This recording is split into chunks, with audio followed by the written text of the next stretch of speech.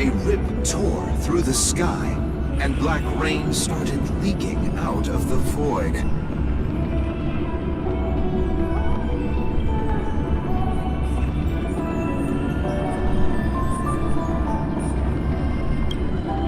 The family needs to provide a reasonable explanation, or I'll take my loved ones and return to reality. I thought the dreamscape was supposed to be a paradise. If it's not, then there's no point staying here. It appears the good sir has seen many great events. It's true that an uninvited guest has unexpectedly entered the dreamscape. However, their target is not the ordinary guests, but the ambassadors of the IPC. The family will certainly ensure that the safety of the guests is of the highest importance. Miss Robin, the Bloodhound family has already sealed off the theme park and has control over the situation, but it won't resolve the problem. The family can try their best to protect their reputation, but as a guest, I don't wish to gamble with my life.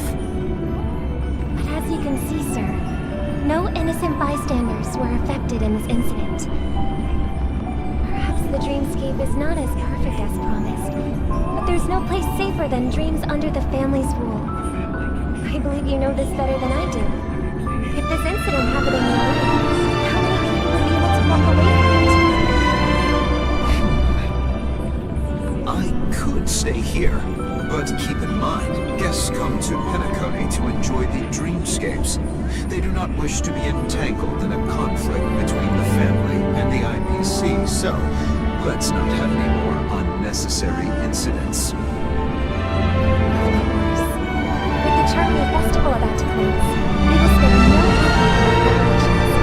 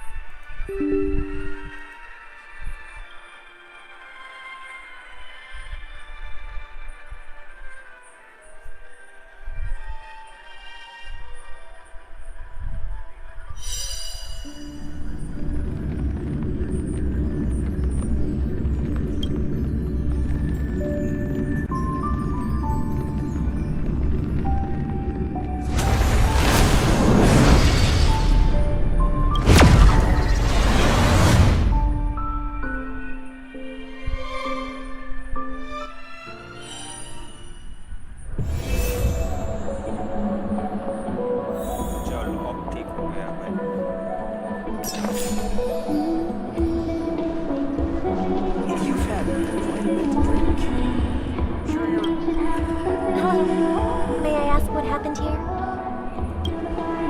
Nothing to be worried about. There's been a small rehearsal mishap at Clock Studios theme park. Please stay calm. Hey, are you a fool? You don't even recognize Miss Robin? Who do you think you're talking to? I'm sorry.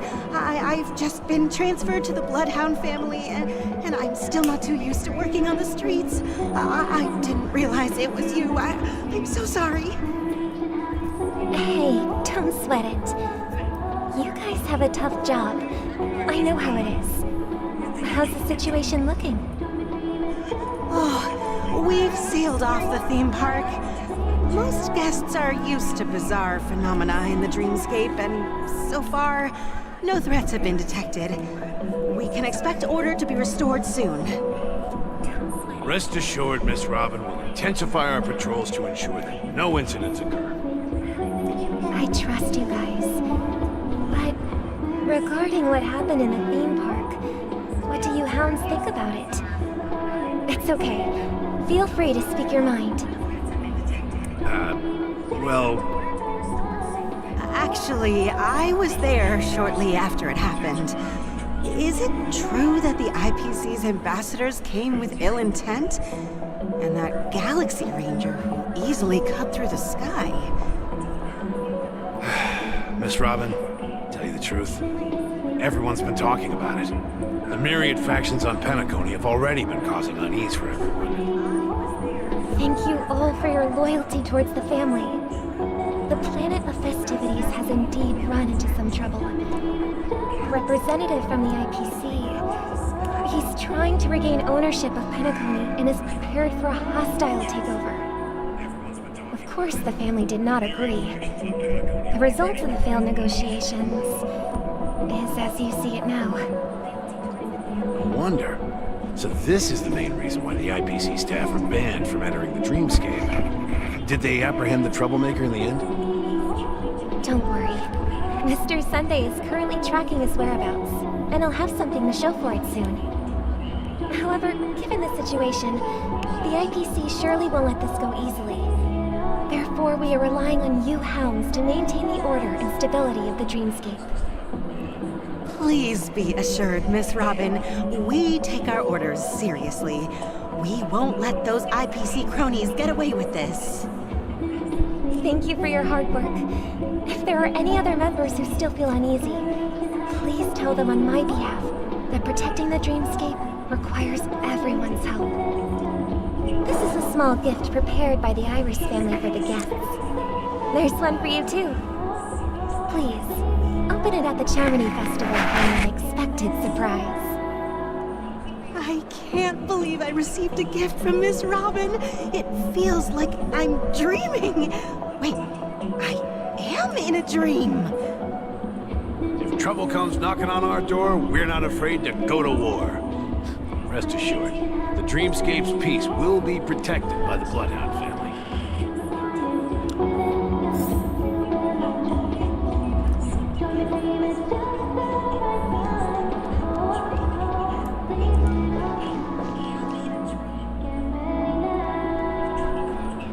You've had quite a bit to drink. Sure you're okay?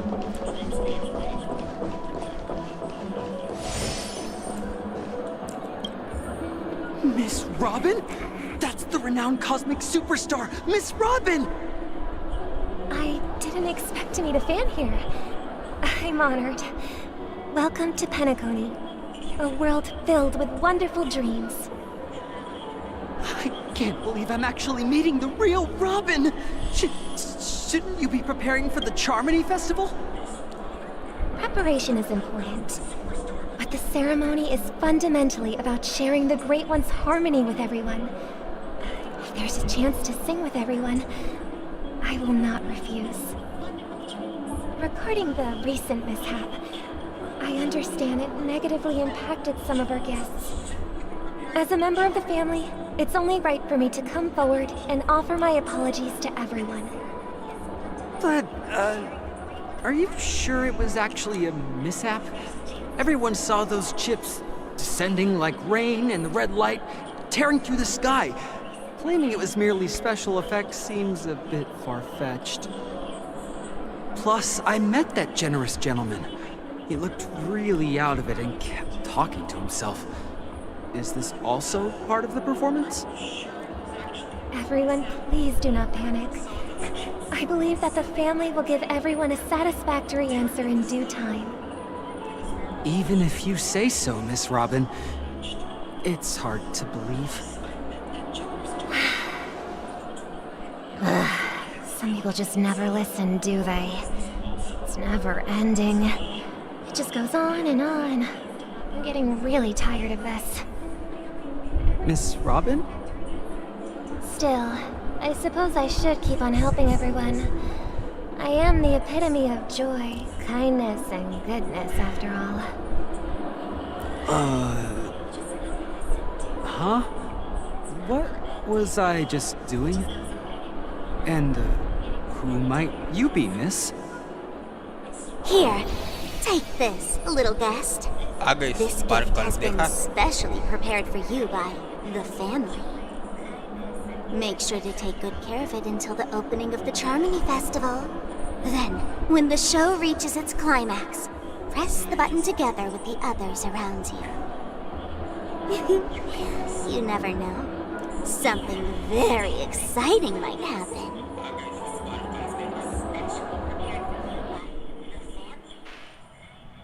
Make sure to take we're back to where it all began. You entered the golden hour from this place. And it is also from here where you will enter the true Penacony. It is a pleasure to journey alongside you once more. But it's time I laid bare the entire truth before you. As you might have heard, I also go by another name. Stellaron Hunter Sam.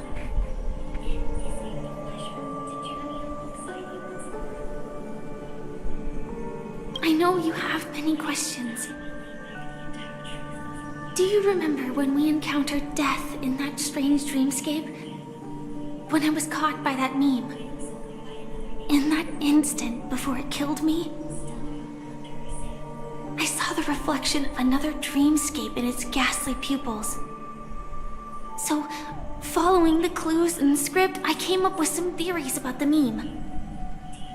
That's why I instructed Silverwolf to issue invitations, drawing everyone to the Dreams Hotel. I intended to call upon death before you arrived, to solve the riddle using more direct means, and then invite you to join. However, contrary to my wishes, I couldn't defy the script, and I didn't get a chance to explain it to you. It is how you see now. I was impaled by the bladed wings of death.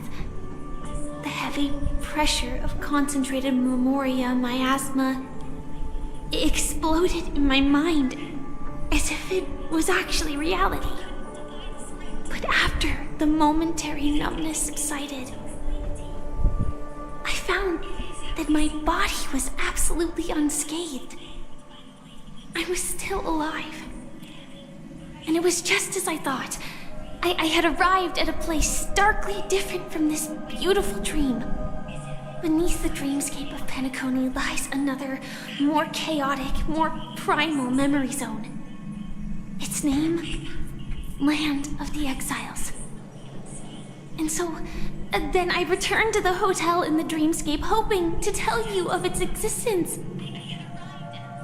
Yet I could not reveal my own identity. So, I could only divert your party's attention and lure you away from the battlefield.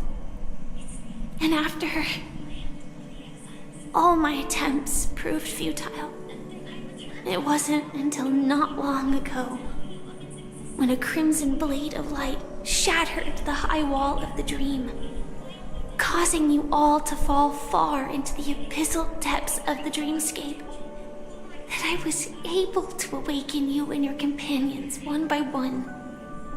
And that's it. That is all that's happened so far. I know it's tough to believe all this without reservations.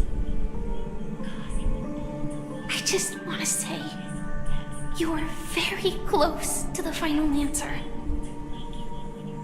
Just one more thing needs to be done. And then I can prove it to you. Now, let's leave this place. Please close your eyes. Take a deep breath and visualize the dreamscape's outline in your heart. And remember, you must not open your eyes at all times. 3, 2, 1. Don't be afraid. The one who has come to greet us has arrived.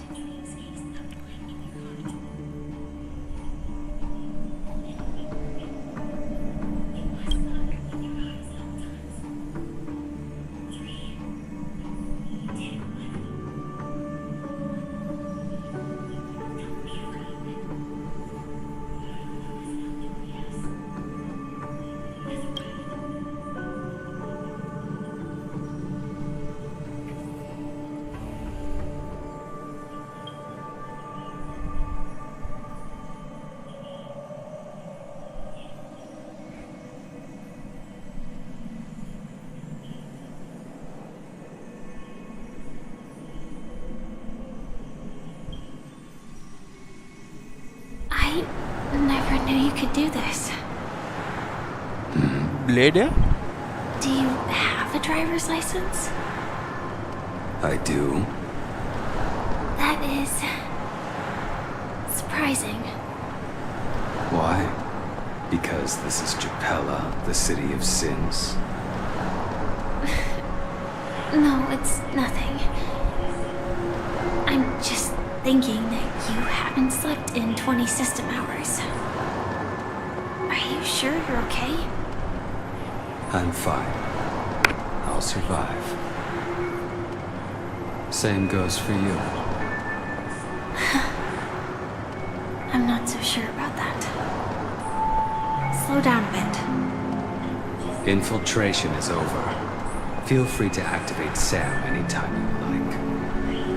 There's still some time before the next part of the script unfolds. Let me stay a little longer in this body.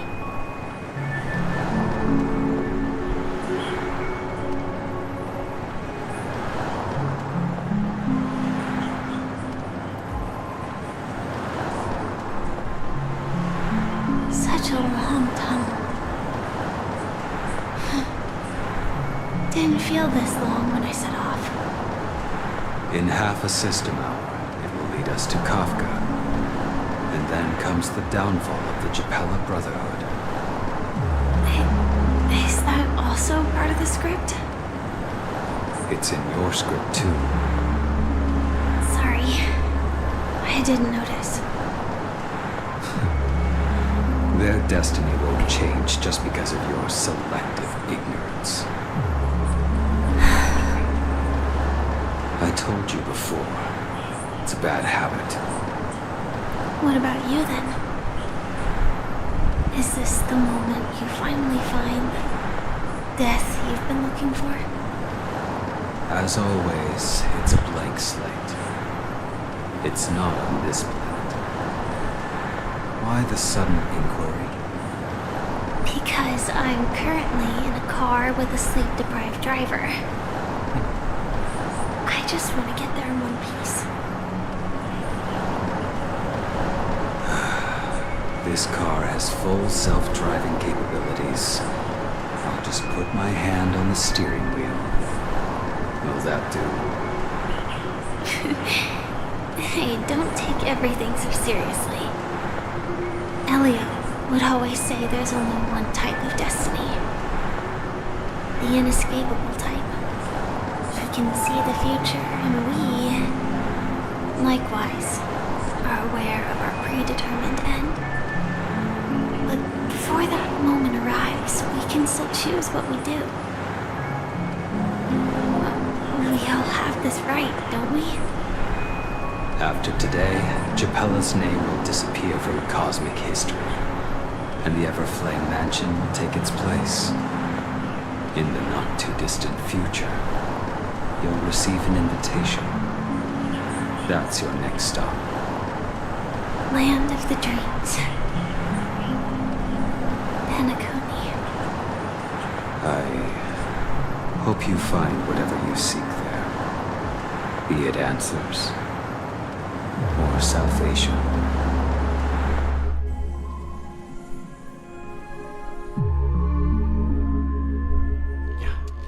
Glad to see you're safe and sound.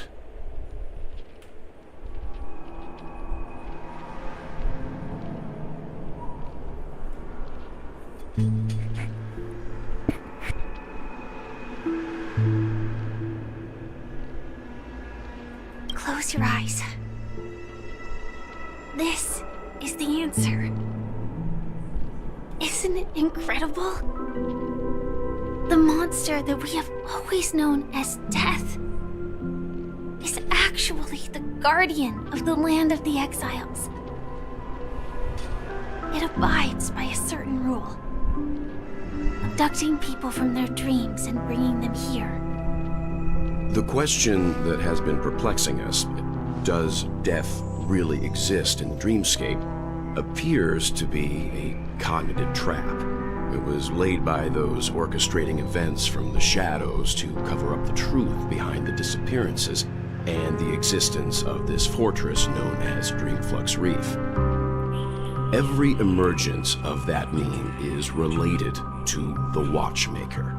Since Dreamflux Reef is where it brings its captives, it's likely that many of our long-standing questions will be answered in this place.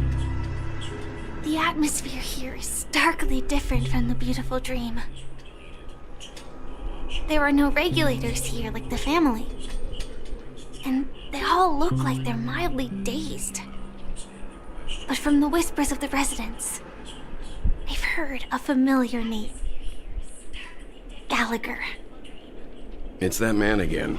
Always in the right place at the right time. Though that does save us the trouble of looking for him. Himiko and March have already made a move.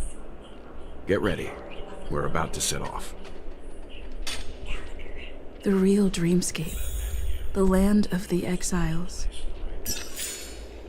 Before we go, should we speak to everyone first?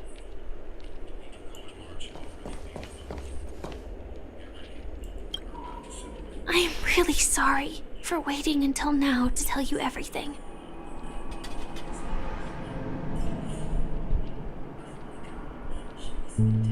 Two reasons. Firstly, the script. In the future that Elio saw, Sam and the Astral Express's confrontation was inevitable. I tried to break the shackles of the prophecy, but this is as far as I could go. That aside, there were also my personal motives. I wished to travel with you as Firefly, and not Sam.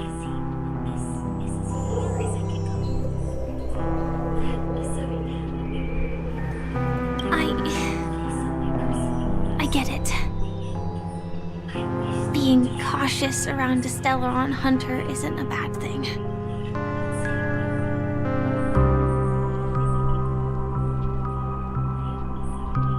Elio only gave me one instruction. Allow the Astral Express to pursue the Grand Legacy.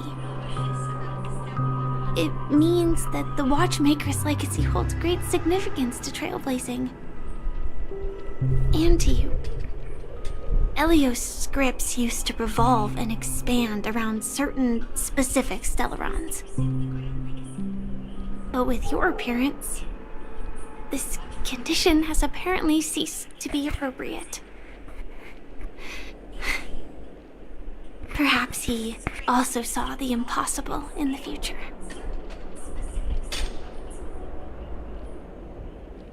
Do you still remember that medical cabin I told you about? Well, that's Sam. It belongs to the Iron Cavalry of Glamoth's Firmament Frontline. A Firefly Type 4 Tactical Heavy Assault Mech. It is the cradle of my vitality. And the meaning of my birth. And for the longest time it was how I should have looked to the rest of the world. The timescale of Dreamflux Reef differs from reality, so we mustn't lower our guard. You're sensitive to Memoria. A slight misstep, and you could get lost in this memory zone.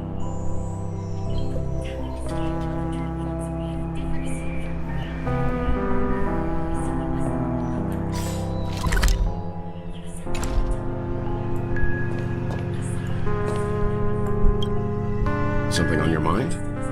Let's talk about it.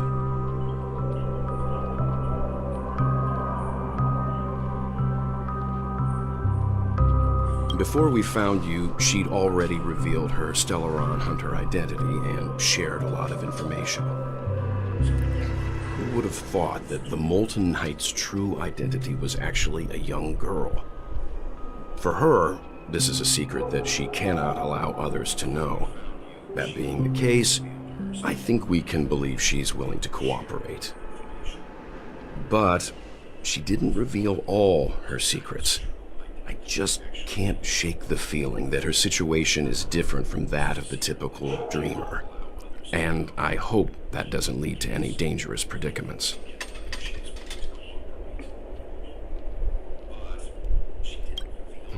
No wonder Miss Acheron is so averse to drawing her blade. It's hard to imagine such terrifying power could reside in an ordinary sheath. If it weren't for the fact that Aventurine's power originated from the preservation, the entire dreamscape would have been affected.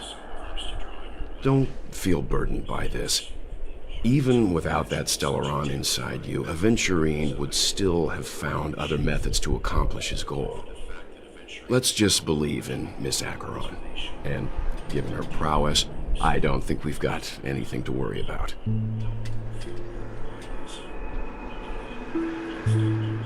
I hope you've regained a little composure.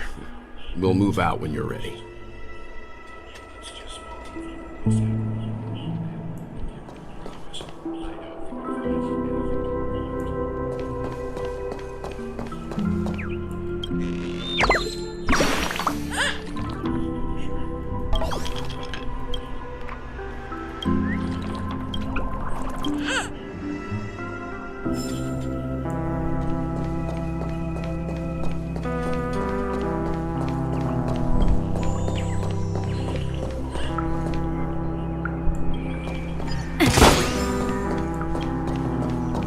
Keep going straight down this alley.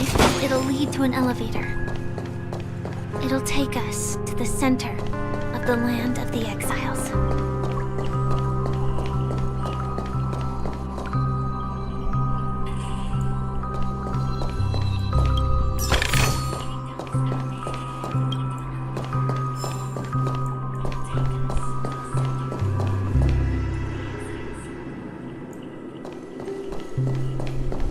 What a huge quarry. Looks like the Watchmaker also left his mark on Dreamflux Reef.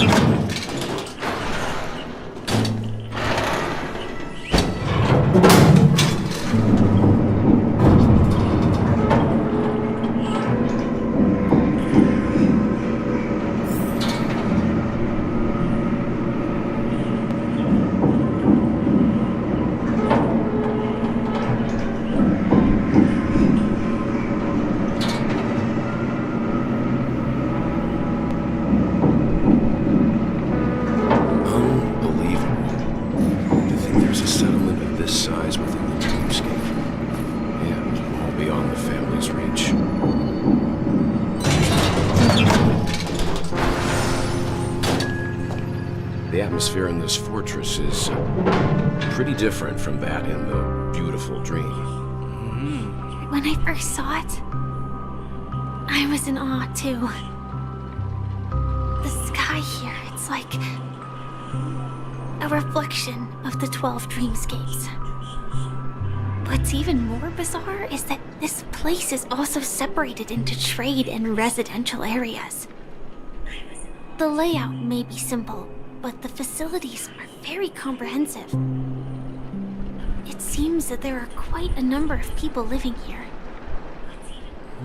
Though both dreamscapes have distinct styles, the architectural designs are quite similar. Works of the same hand, perhaps. Hard not to speculate on the connection. But there's no point in overthinking things. Let's meet up with Himiko and the others first. Take a right turn at the end of this road and you'll reach the trade district. There are more people there. And perhaps someone knows where she is. Not coming with us? The Astral Express likely needs room for some internal deliberation. In the meantime, I'll try and locate Gallagher. Sure. Let's reconnect later. Letting her go was the right decision.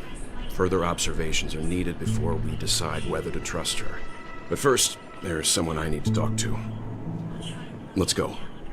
I'm sure you've already noticed him.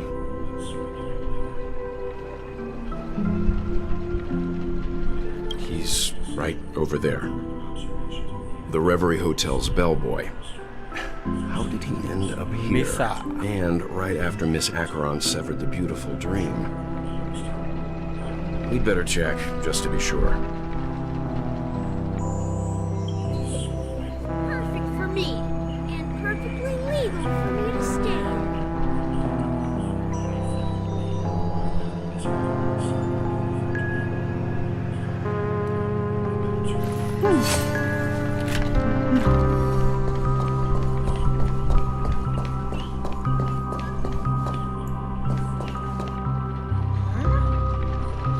Guest from before.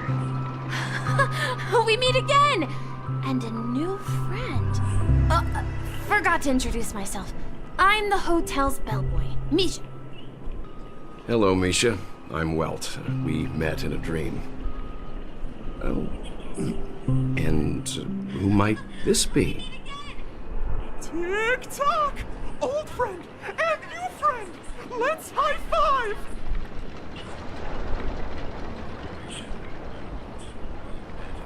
Your, memory zone meme? Nope. Clocky is a good friend of mine. We all live here. How did you two get here? This dreamscape isn't supposed to be open to the public. I wonder if it has something to do with Sleepy. So, this is your home? Yep. After my work in the beautiful dream ends, I'll go back home. Commuting used to be more convenient, but ever since travel became cumbersome, Sleepy started ferrying people back and forth between the two dreamscapes. This Sleepy. Can you describe what it looks like? Sleepy is a memory zone meme. Looks fierce and has many eyes, but it's actually really well behaved. Gallagher's been taking care of it. Based on the description, that meme is indisputably death. A nightmare for the family, but for the people who live here, that couldn't be further from the truth. Death? Not in a dream, surely. Sleepy's just a little aggressive, and sometimes messes up by fetching the wrong guess. But it would never hurt anyone. I see. Has it brought back any guests recently, say, in the last day or two? We're currently investigating a missing person case that occurred within the beautiful dream. I see. Then you'll have to speak with Gallagher. But he's currently busy hosting a visitor from the Oak family and specifically asked not to be disturbed. Mr. Yang? The person you're looking for, is it Miss Robin? Just as I thought. Considering what happened with Miss Firefly, this doesn't come as a surprise. If you're looking for Miss Robin, I can lead the way. She told me that she'd be willing to meet with outside guests. If it's not too much trouble. Also, we're looking for our missing companions. A woman with red hair accompanied by a girl with pink hair. Have you seen them? Oh, I haven't. But please, rest assured. Dreamflux Reef is a small place, and it's not as bustling as the beautiful dream. But its safety is unmatched. How about this? Since it's your first time here in Dreamflux Reef, I'll be your guide and help you find your companions. And then we can all go visit Miss Robin together. She's gone to Mrs. Grace's to visit the children. She won't be leaving anytime soon, so there should be enough time. All right then, we'll follow your plan. Well, we now know the answer to both murder cases that have caused such commotion in Penacony. As for the intentions of the mastermind behind it all, we are still none the wiser.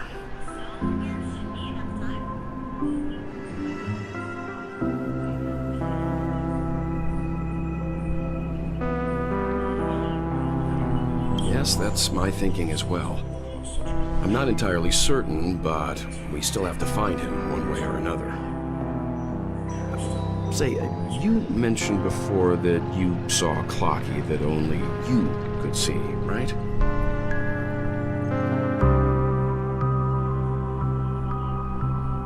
I can't shake off this strange feeling. Am I really still so young at heart? Forget it. It's not important. We'd better just follow Misha.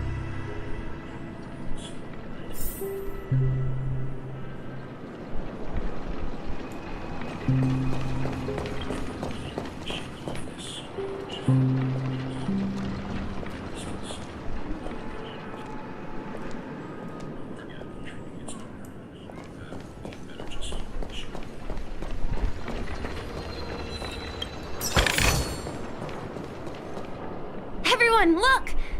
From here, you can see the most spectacular view of Dreamflux Reef. Black hole? No. An accretion disk formed from consolidated memoria? Was Dreamflux Reef built on such unstable memoria?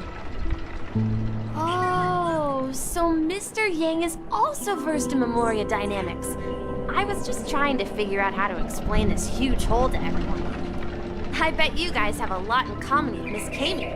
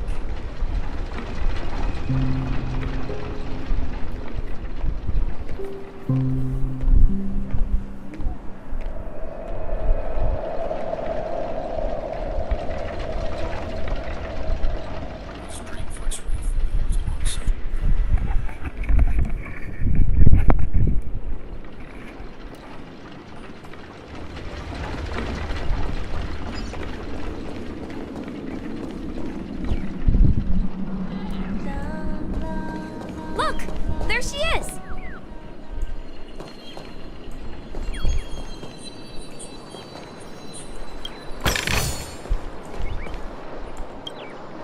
My calculations are finally done.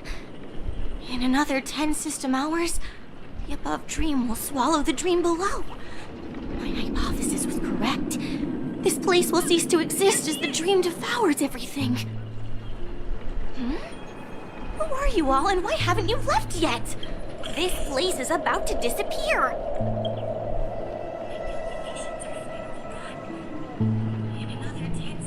I'm Kami, a dreamscape surveyor specializing in memoria dynamics, and this is my life's work that I'm researching. See that huge gaping hole? It was just a narrow rift many years ago, but now it's grown into a giant hole. The surrounding memoria has been flowing towards the other end of the hole at a constant velocity, slowly but surely. But the scary part is, according to my calculations, the flow rate of memoria has recently changed, and it's faster than ever before. It's almost as if something is sucking it in from the other side. By constantly improving upon Madame Rosalina's memoria measurement method, I've finally obtained accurate results. After 10 system hours, the Dreamflux Reef will cease to exist. Just like the melting of glaciers, everything will crumble and disintegrate. The dreams on that side of the void will fuse into one. Please don't worry. This sort of thing has happened many times before. Miss Katie isn't a bad person. She's just a bit lost in her own world. She'll probably realize she's wrong soon enough. You don't say. There was something else that piqued my interest. Who is Madame Rosalina? Oh, do you know her too? Or are you also a fan of Memoria Dynamics? We're very interested in Madame Rosalina's achievements. Could you tell us a little more about them? Why, of course! She's an excellent scholar of Memoria Dynamics, and the first person to apply Memoria rate measurement methodology on interstellar travelers. Regrettably, due to the presence of the Garden of Recollection, ordinary people don't pay much attention to the nature of Memoria. She departed this world without much fame, leaving only a few thin journals behind. I came to Penacony to learn more about my idol, and went to great lengths to seek out Dreamflux Reef, all because this is her final resting place. Prodigies always meet their demise prematurely. If only Madame Rosalina had more time, she would have discovered a way to reverse the flow of Memoria. I felt it. The source is in the golden hour. There is a certain anomalous presence stirring the currents of the memory zone. I must uncover more concrete proof. I must convince everyone.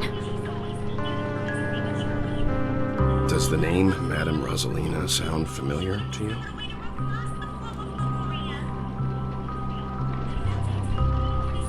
That's right. It seems like she did a great deal of research and calculations in Dreamflux Reef before abruptly passing away. Miss Katie regularly mentions her. I hear Madame Rosalina passed away during the prison war. She could see the Penacony of today.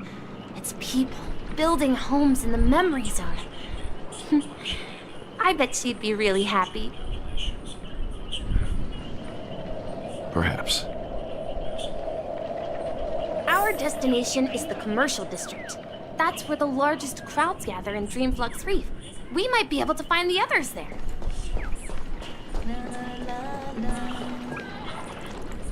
La la la la la la la la la la la la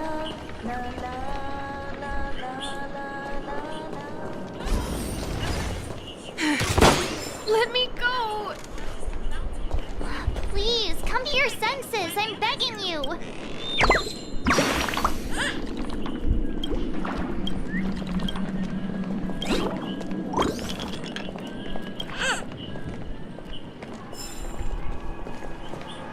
Ghost! There's a ghost!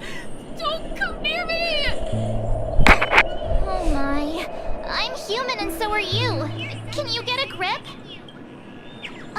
Mr. Yang and Miss Trailblazer, I've been waiting for you. Quickly, come help.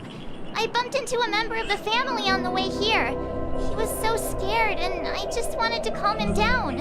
But... Let me go! Let me go! I've only done good in my life. Why can't I rest in peace after death? Well, this is how it turned out.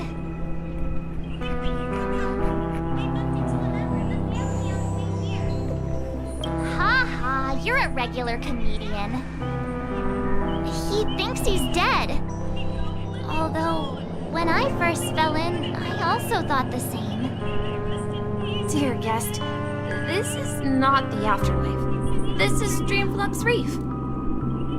That's right. Did you hear that? Repeat after me. Dreamflux Reef. You're talking to someone invisible. If I'm not dead, what am I? I shouldn't have pushed my luck and tried sleeping in my dream. Curiosity kills the Papeshi.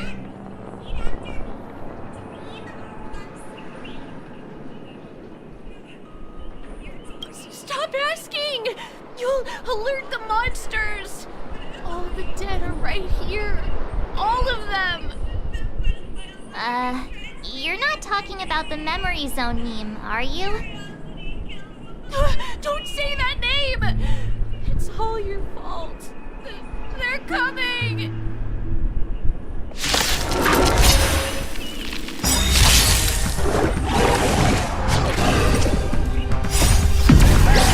In lunar flame. Blade of moonlight.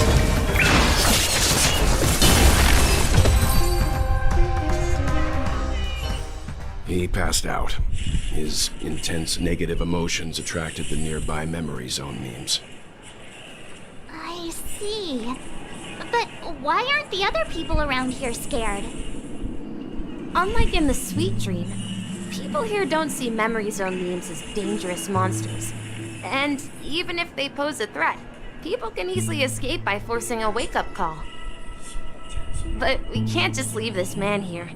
Can we take him somewhere safe? We can ask Jessie for help. I've gotten to know many locals while waiting for you guys. Everyone here is living a self-sufficient life. I don't know how to describe it, but this place feels like the real dreamscape. This way the family will be done for! Done for! I knew you couldn't hold your liquor. Tried to warn you to. Let's see how you handle a stroke genius like this.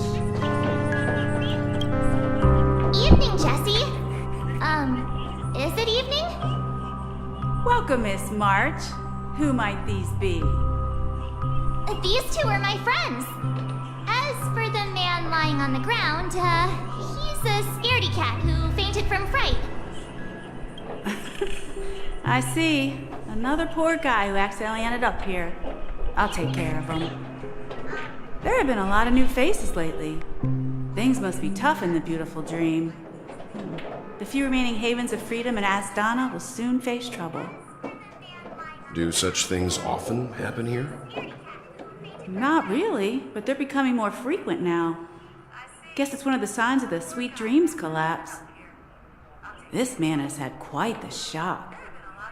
Could you help me find a Halovian lady, March? Her songs can heal mental wounds. A Halovian lady?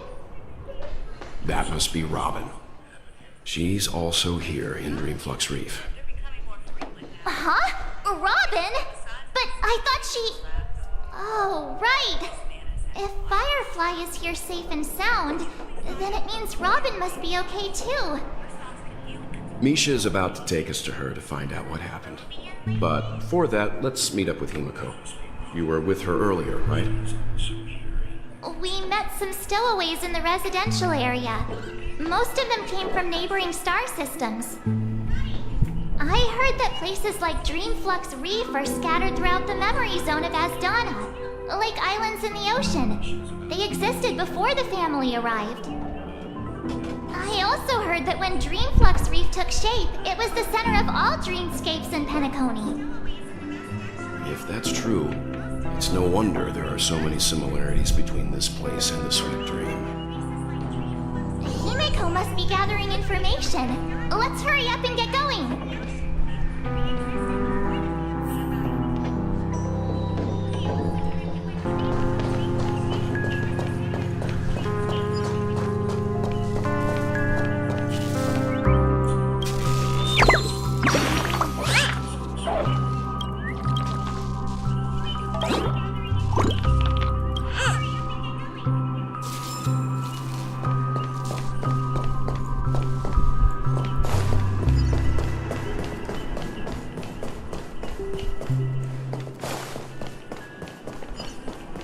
This is where we split up.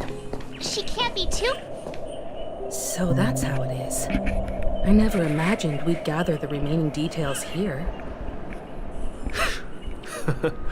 To borrow Gallagher's catchphrase, what an unpredictable twist of fate. Himiko, here they are! Ah, perfect timing. Now that everyone's here, I'd like to introduce everyone to Micah, who's partly in charge of the Land of the Exiles. Micah, these are my companions. It's a pleasure to meet the Nameless. You know us? I've been keeping an eye on you since the day you arrived in Penacony. We would have met under more appropriate circumstances if Dreamflux Reef hadn't been isolated from the 12 Dreamscapes. Please, allow me to formally introduce myself. I'm Micah, the Gravekeeper of Dreamflux Reef. Gravekeeper? Life in Dreamflux Reef is pretty liberating.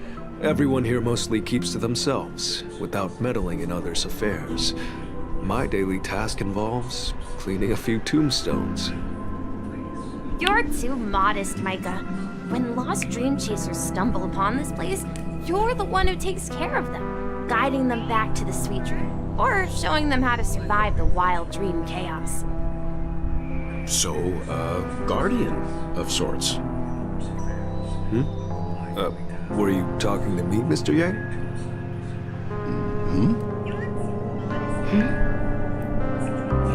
On that note, Mr. Mika, which tombstones are you referring to? We didn't come across any graveyard when we arrived. They're actually just symbolic stones. But since you're curious, Mr. Yang, I'll take you there.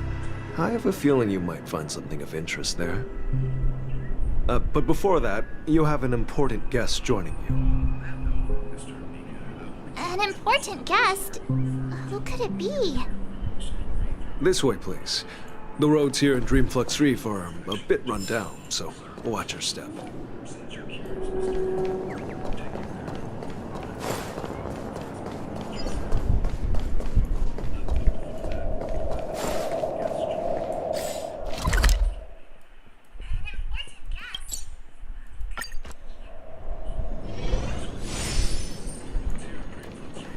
This trash can is perfect for me, and perfectly legal for me to stay in.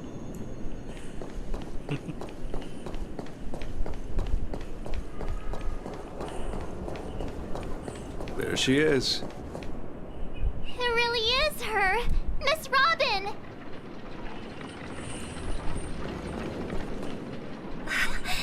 Everyone sang so wonderfully.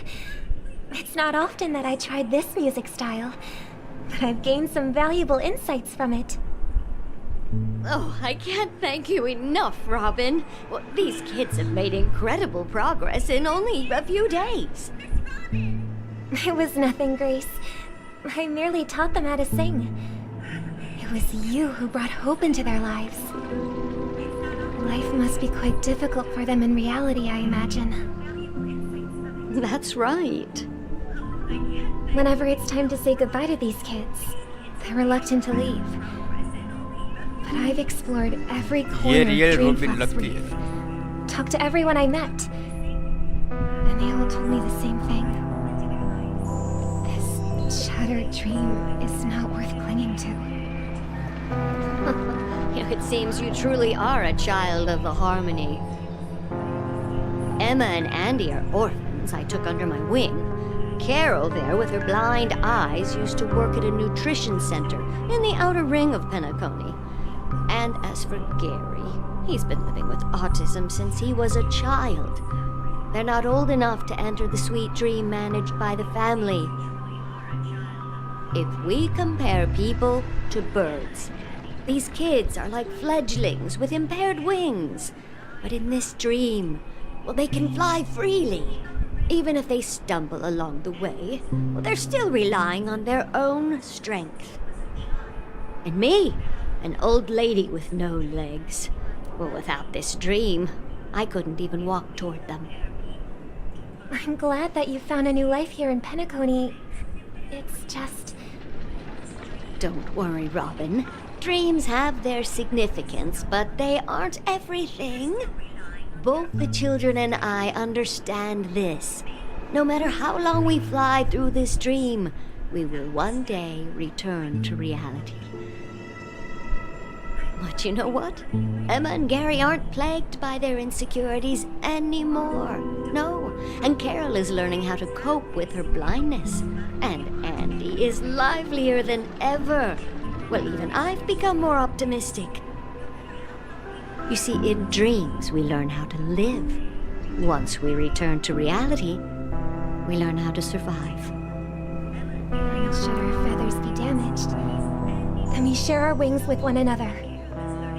There's no need to covet an illusory sky in dreams, because we have the right and the ability to fly towards a broader horizon. It's a relief to see you safe and sound, Miss Robin.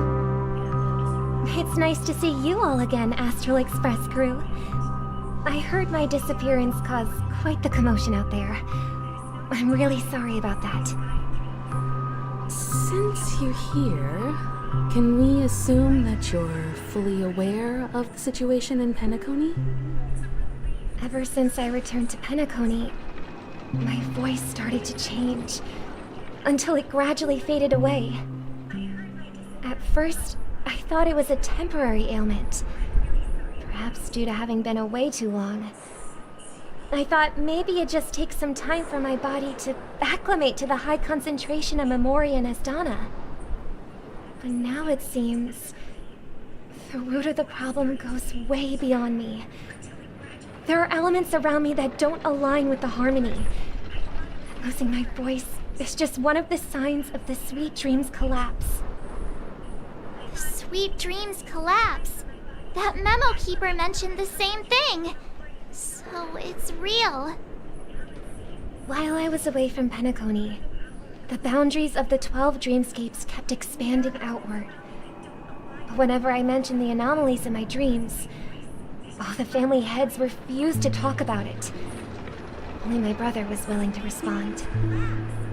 Later, I discovered the secret letters from the IPC ambassador, which further convinced me that there are hidden secrets beneath the surface of Penacony.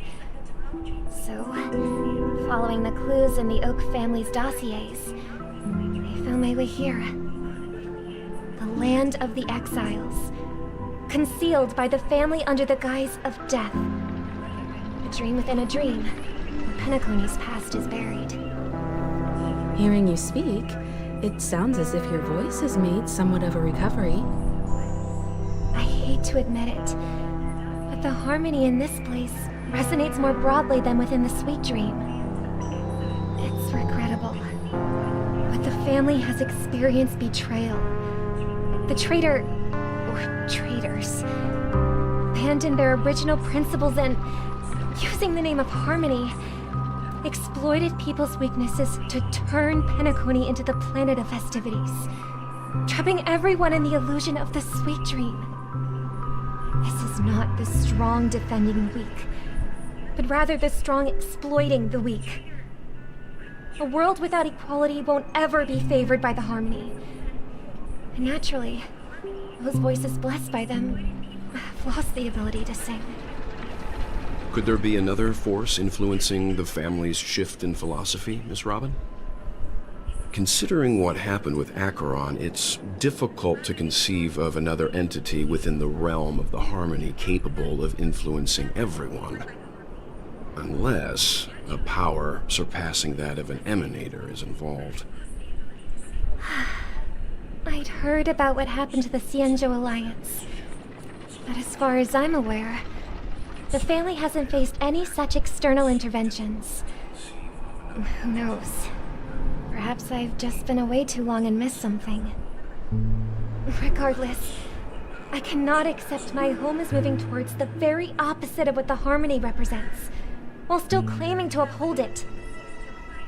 I must uncover the reason why Mikhail cut ties with the family, and who exactly it was who betrayed us all. Do you remember our arrangement, Mr. Micah?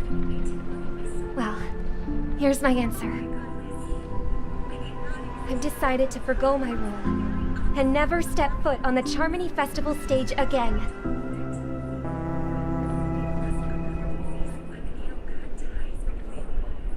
Look here, brother. A little bird. Looks like a fledgling Charmony dove. But Charmony doves don't live here. So how did this little bird get here? Maybe its parents abandoned it? It looks weak and frail. Why don't we find something soft and make a nest for it? This place is too dangerous for a fledgling. Let's take it with us. We can put it on the wooden shelf in front of your window. Okay. A bird like that must have a beautiful singing voice. But where will it live? I'll ask the family head to build a cage for it. A cage? But then it won't have the freedom to fly, right? Let's see. What is it that has captured the attention of the two best interpreters of the Great One? To the point that they've forgotten how to enjoy their dessert. Oh, poor little thing. Doesn't look like it's doing well. Do you want to rescue it? I do. But I don't want to lock it up in a cage. Why? Even if it's small and not fully feathered, and can't sing, it didn't come into this world just to be locked up in a cage. Birds, they should be flying free in the sky. That's quite the romantic idea. And what about you, a young scum? Do you agree with your sister? I think she's right. But if we leave it out in the wild, it won't survive for more than a few days at best. Ah, I see. It seems our little scholar is still a bit unsure. Well, let me tell you youngsters a story. As you probably know, Charmony doves can fly through the air. When they fly really high, the friction caused by the flapping of their feathers against the atmosphere creates amazing lights so that they look like shooting stars. We've seen this spectacle so many times that we think it's just something they can naturally do. But that's not the truth. Their radiant display is the result of countless struggles against nature over generations. Their ancestors were too weak to survive on the ground, so to escape predators, they started seeking new opportunities in the air. After countless attempts by many generations, one of them finally figured out how to fly. It soared into the sky and never looked back at the ground again. So, you mean birds aren't born to fly, but they find a way to do it through their determination, right? Well, that's an idealistic way of putting it. So, what are your thoughts, Sunday?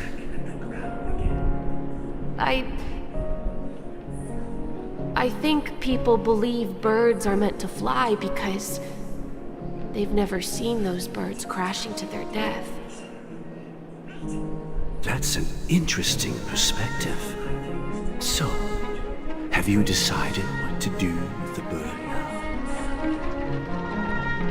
For now, I'll keep it in a cage until it can take care of itself because I want it to live, no matter what. Well said, kids.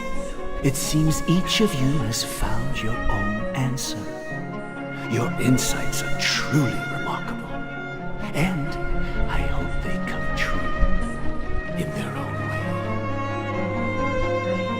We will take good care of it, won't we, brother?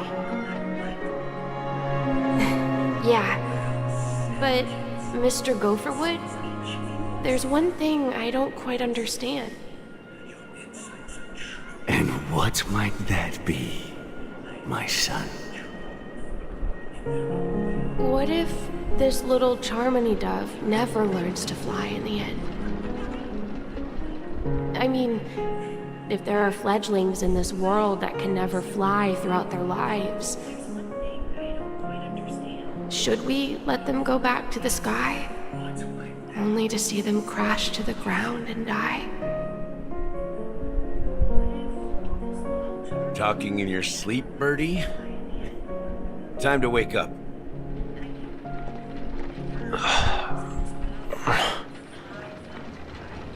Huh? Need a hand? I'm still alive? Yeah. Happy about that. Where is Robin? Tell me. Now. I knew that was going to be the first thing you'd ask. Don't worry, your sister is here, safe and sound. She's probably walking around the streets now. If I were you, I'd be more worried about myself. After all, right in front of you is the guy who just stabbed you in the chest with a dagger. If you wanted to kill me, you wouldn't give me the chance to speak. Just tell me your demands, lackey of the Watchmaker. So, you figured out who I am, huh? No wonder you had the guts to go against the Dream Master and the Four Families. Looks like I made the right choice. Choice? You are aware of my plan and see through my act. Time is running out, so let's drop the charades. I'm suggesting we cooperate. Cooperate? What makes you think I'd cooperate with you? The fact that the famous Robin has chosen my side. Plus, some clues about a traitor and a bright future for Penacony. Any of that catch your interest? I find it hard to believe a man who's full of deception. Fine. You don't have to trust me. What you should trust is the sense of justice inside of you. Show me Robin first. All right, as you wish. Here she is. Huh? What's your trick this time? Just kidding. I mean, this lady will lead us to Robin, right? And the crew, too. There are too many people who you owe an explanation. That'd be great. Please follow me, Honorable Oak Family Head. Now, all the actors are on the stage.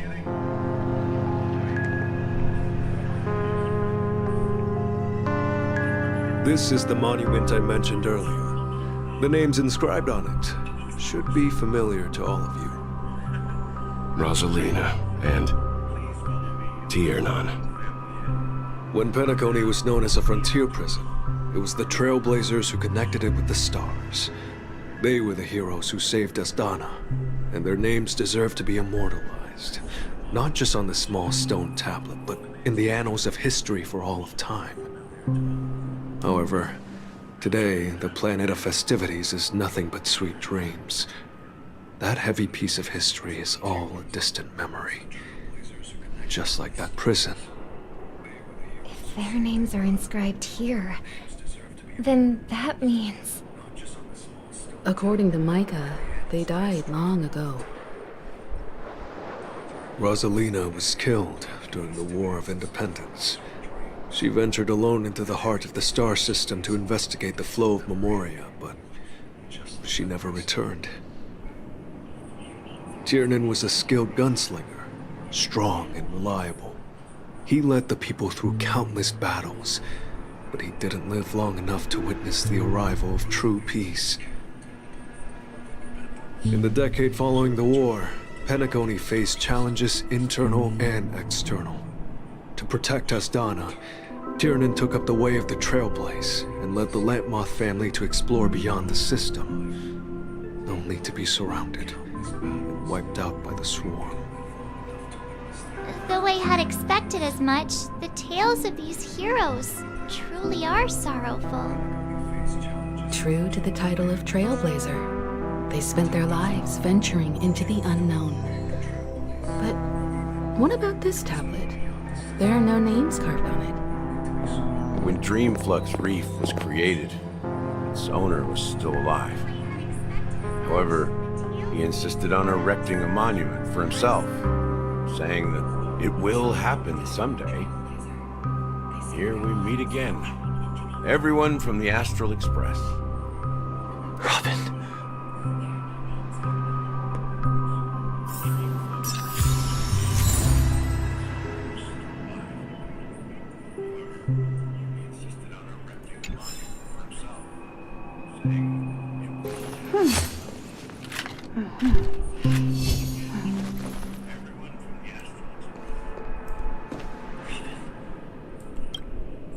I promised to give the siblings some privacy, so let's talk about our business first. What do you say? That sounds sensible enough. Since you went through the trouble of gathering the family heads, the crew, and the Stellaron hunters, I'm guessing you have something important to say, Mr. Gallagher? Oh? Is it that obvious? The look on your face is practically screaming, I'm the one behind all this. You're right, Mr. Yang. It is indeed time to come clean on everything. The siblings already know what they need to, and they've made their choice. But you, Nameless, arrived a bit late. So it's only fair that I answer your questions. Before we begin, let me reintroduce myself. I'm the founder of Dreamflux Reef, the deputy of the Watchmaker, and the one who sent out that invitation. As Gallagher, the history fictionologist, I humbly extend my greetings to you all. History fictionologist? So what, everything you told us was made up? Well, don't worry. Almost everything I shared was true. Well, except for the part about the family accepting me back. I double-checked with Micah, and everything he said about the family, the Watchmaker, and Mikhail is true.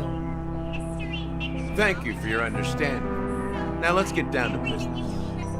I'm sure you're all wondering why I went through the trouble of setting up this battle for the legacy, inviting different factions, and stirring up a ruckus all over Penacony. Well, it all boils down to something very familiar to all of you. The Stellaron. The Stellaron? But how is that possible? Penacony is a free-flowing interstellar hub. There are no signs of contamination whatsoever. You're totally correct.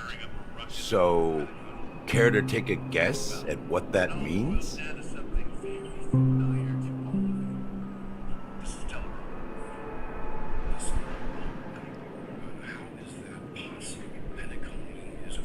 I wish that were the truth. But if that were the case, I wouldn't have invited all of you. The sweet dream doesn't come out of thin air. If you think of the memory zone as the sea, creating the land of the dreams is like filling that wild ocean with earth to make an island. To achieve this feat, without the help of an emanator of remembrance or enigmata, the only way is to use a Stellaron. And that's not something you can achieve with a simple wish. It requires vast quantities of knowledge, time, and manpower. I'm sure you get what I'm hinting at. In Azdana, the planet of festivities itself is a Stellaron disaster. The planet of festivities itself is a Stellaron disaster? It all started a long time ago, back when the Watchmaker and his crew liberated the frontier prison. They faced countless challenges as they began building Penacony from the ground up. That's when the idea of using the Stellaron came into play. The Stellaron first entered the Azdana system during the war. The Nameless warned everyone against the folly of attempting to tamper with such a power, and most heeded their words. But there are always people in the shadows with ulterior motives. The turning point came after Tiernan's death. With 2 of the Nameless gone, the Watchmaker had to go to the front lines. It was at that moment his rivals saw an opportunity. By the time a representative from the Montour Systems family arrived at the Watchmaker's call, the Stellaron had already been activated and was seeping into the primordial synesthesia dreamscape. And I suppose the family happened to possess the knowledge to seal the Stellaron? Not just that. They knew far more about the Stellaron than the average person. They helped Mikhail swiftly quell the civil unrest and played a part in building Penacony under the disguise of the Harmony. Those 3 eras were known as the Age of Dreaming. The Watchmaker, who had been left in the dark, sent out invitations across the universe, spreading the hype around the land of the dreams. Then, how did they turn against each other? Remember the island in the ocean metaphor?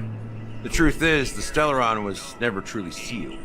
It existed in a different form within the dreamscape. Think about this.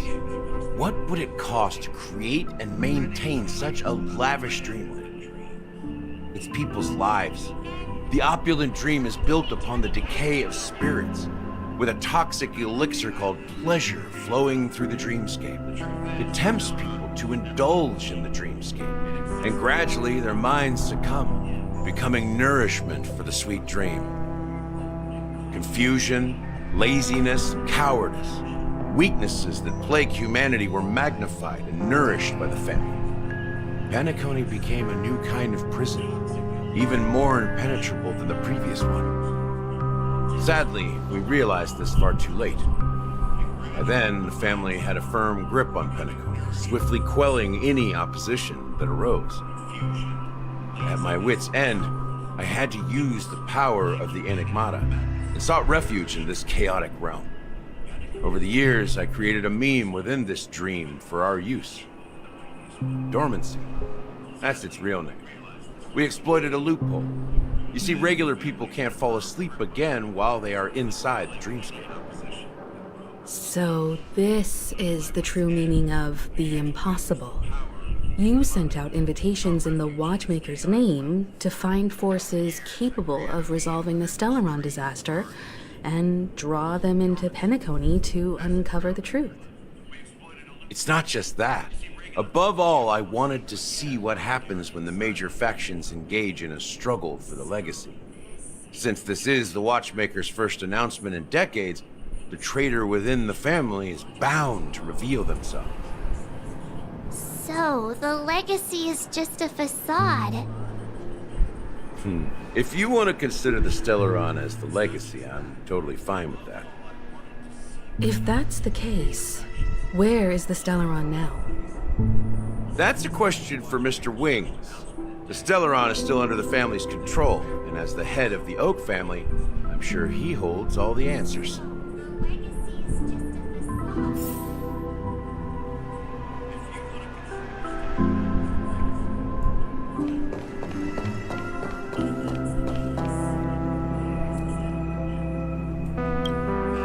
Are you done talking? So, will you tell us where the Stellaron is? It is the Penacony Grand Theater itself. As I suspected, it's the embodiment of the family. The edifice that first materialized within the sweet dream.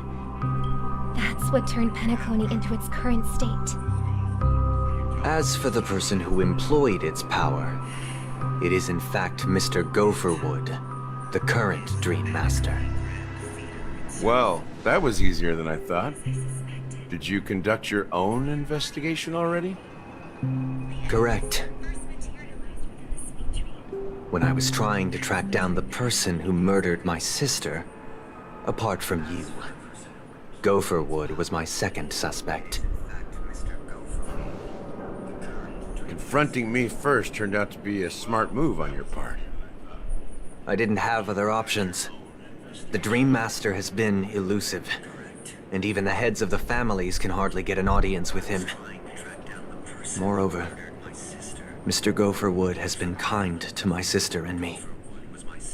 And I didn't want it all to end like this. What do you mean by that? To be honest, my brother and I are also victims of the cancer of all worlds. We grew up as orphans, and were adopted by the family when they came to help. Mr. Gopherwood recognized our potential and brought us to Penacony. But I can't just stand by and watch Mr. Gopherwood become an enemy of the Harmony. I won't use my voice to support an evil cause. I won't step on that stage and sing, no matter who the traitor is, or what orders they give me. I won't let the Charmony Festival become an event that destroys Harmony itself, or the paradise in our dreams. Indeed, for the paradise in our dreams. As the head of the Oak family, I'm responsible for ensuring Penacony's promising future.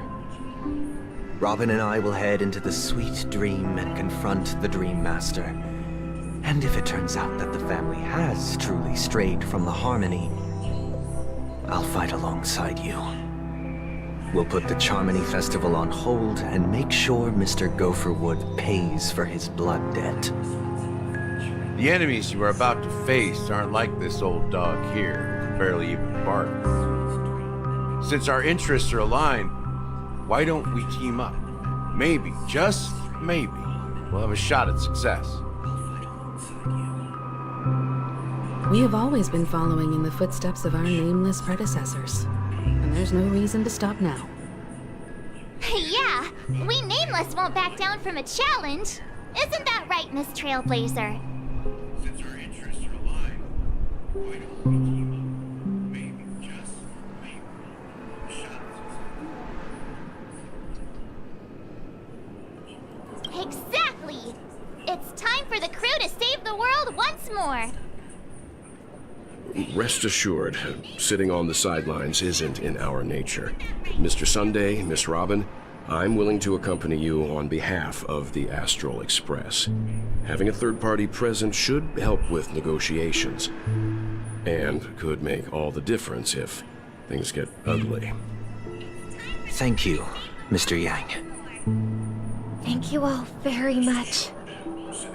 The Charmony Festival is about to start, and time is against us. We must hasten. Everyone, let's gather over here. We still need to make some preparations.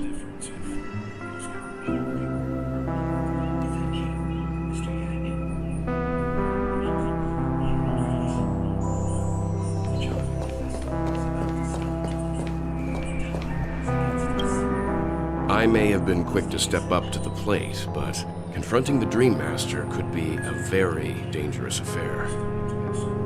Huh? Even you're saying that, Mr. Yang? How powerful is that Dream Master?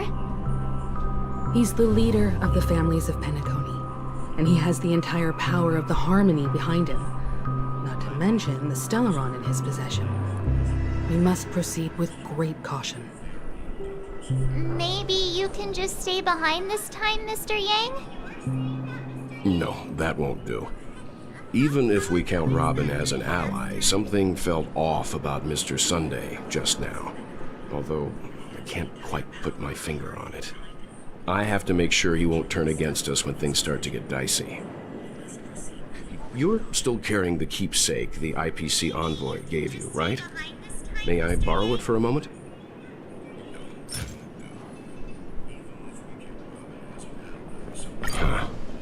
I knew it.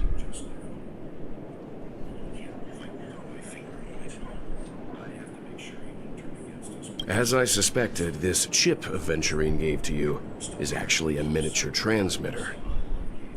If I'm right, he intends to use it to track your location or contact you when needed.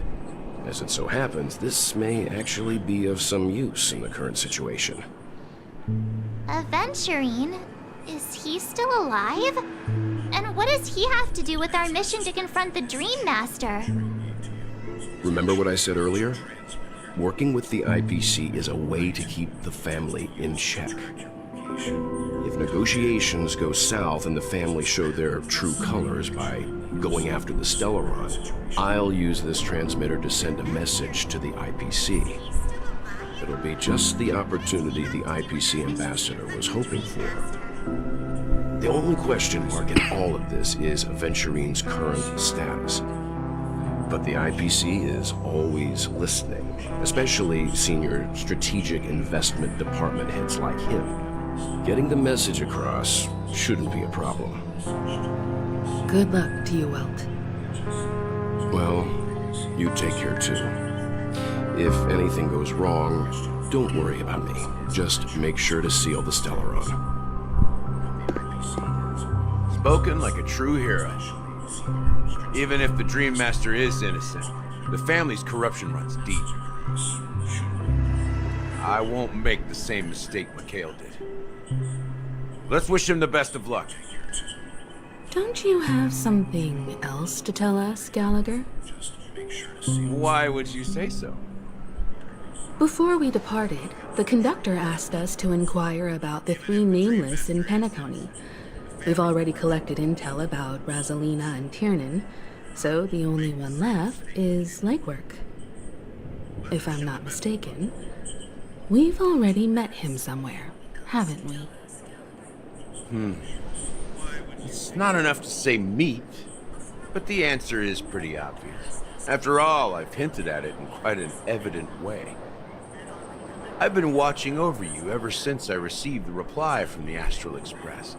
And I've seen the great effort you all put into linking different realms together across the cosmos. And now, after getting this far all in one piece, you have truly proven yourselves. Miss Himiko, were you the one who repaired the Express and got it sailing through the cosmos again? Yes. And you two, young Nameless, you have very interesting life stories and extraordinary skills.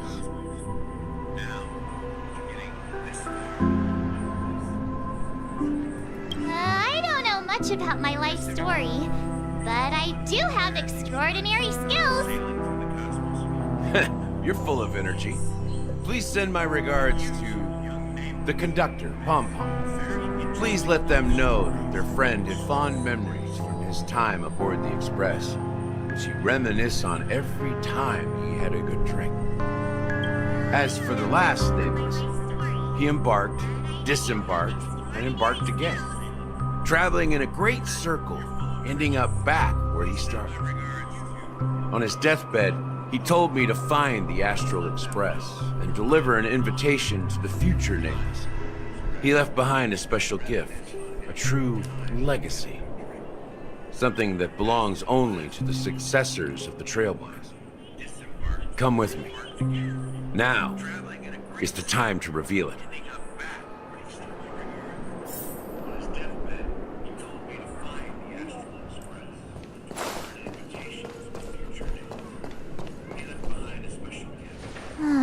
Back here again. Sometimes I feel like you're still alive, old friend. Like you've still got so much to say and do. I've kept my promise. Brought the future Trailblazers you've waited so long for. I don't know why you were so obsessed with that train. But I remember your last words.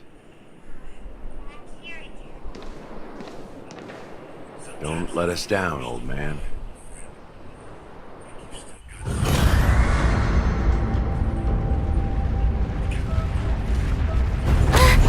What's happening?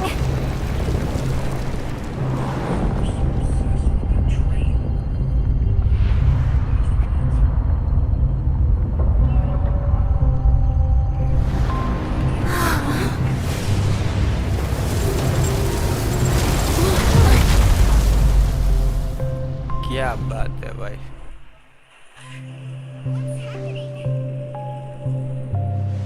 Go ahead. His resting place lies in the garden up ahead. The first and last Nameless of Penacony. Mikhail Char Legwood, the Watchmaker.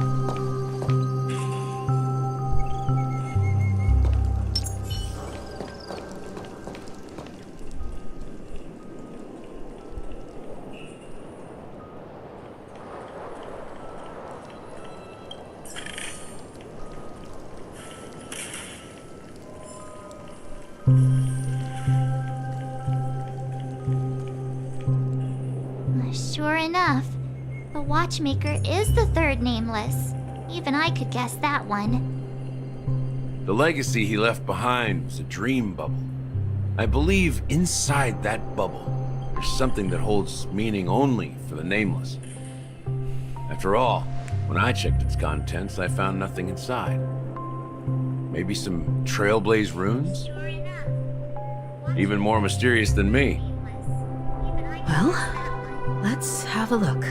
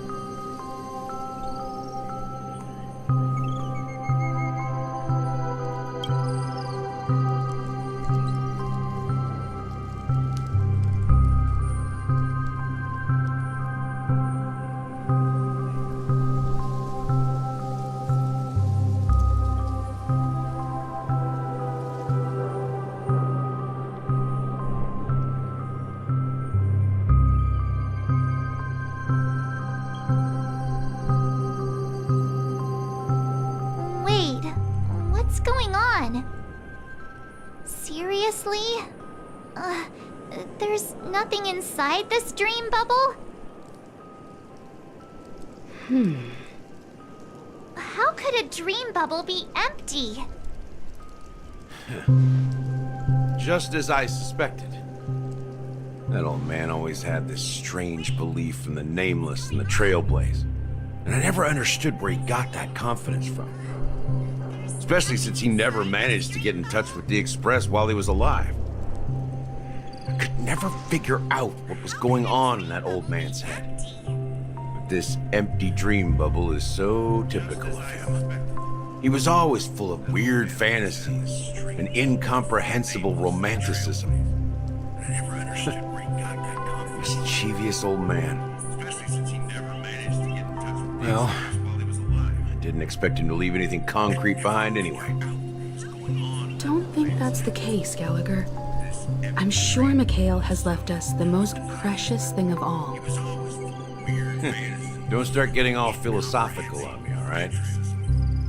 Just as Mikhail believes in the nameless of the future, we unconditionally believe in the nameless of the past. How could they leave with regrets for the future when they were ready to dedicate their lives to the land they loved? There must be something contained in this dream bubble. It's just we haven't figured it out yet. You also have faith in the Watchmaker, don't you, Gallagher? Well, I'm a follower of the Enigmata.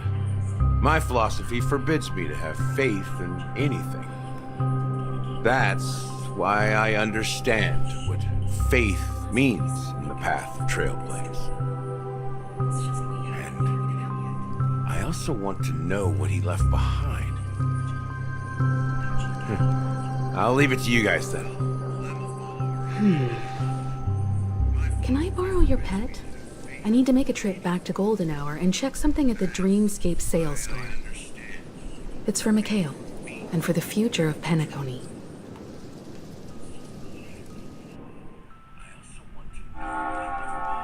Welcome to the Reverie Hotel. How may I help you? Greetings. We're the Nameless from the Astral Express, and we'd like to check in. The Astral Express? But I thought... Yes, my companion's already checked in. My name is Dan Hang, and I believe my personal information is recorded in your system. I see, but your companion said you wouldn't be coming due to a change of plans. Now the plans have changed again. And you are... Me? I'm Pom Pom, a new Nameless who's also with the Astral Express. He's my fellow trailblazer. We responded to the family's invitation before he boarded the express, so he wasn't registered in your system. Is it possible to accommodate him as well? Oh, I see. Another one of the Nameless had a similar situation. Seems like a lot of people are joining the Trailblaze these days. Since there's a precedent, it shouldn't be a problem. Just give me a second to contact your companions. I'm sorry, dear guests, but it seems I'm unable to reach the other members of the Astral Express. What do you mean by unable to reach them? My apologies. This is the first time I've encountered a situation like this. However, the system indicates that those guests are still in the dreamscape. How about this? Give me their room number, and we'll go check on them ourselves. I'm afraid that's not possible. I need to verify both of your identities before I can share any guest information. How about you just wake up someone? Let's say, Welt? I'm sorry, but there are strict rules regarding forced awakening. It cannot be done without the proper clearance. So nothing works, huh? What's your solution then? Are you saying we sleep here? At the reception? Please be patient. We need to contact your companions in order to confirm your identities. And now it seems you need to confirm our identities before you can contact our companions. It seems so. Fudge! Look, nothing personal, but if you can't handle this, go find someone else who can, okay? Please calm down, dear guests. I do recall that Mr. Sunday, the Oak family head, personally handled this issue earlier. Oh, please wait a moment while I contact him.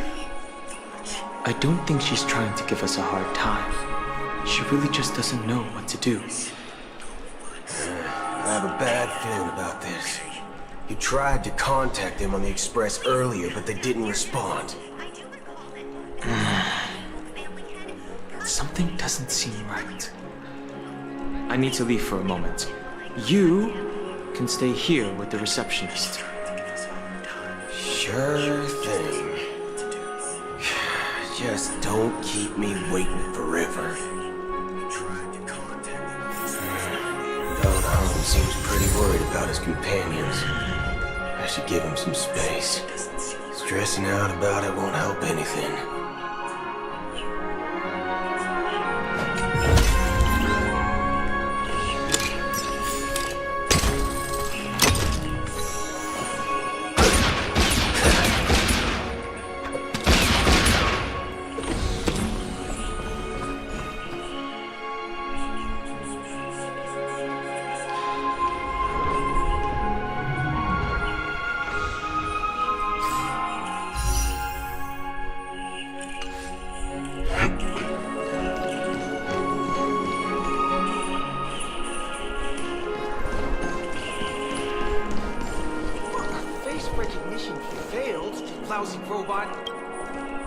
Greetings.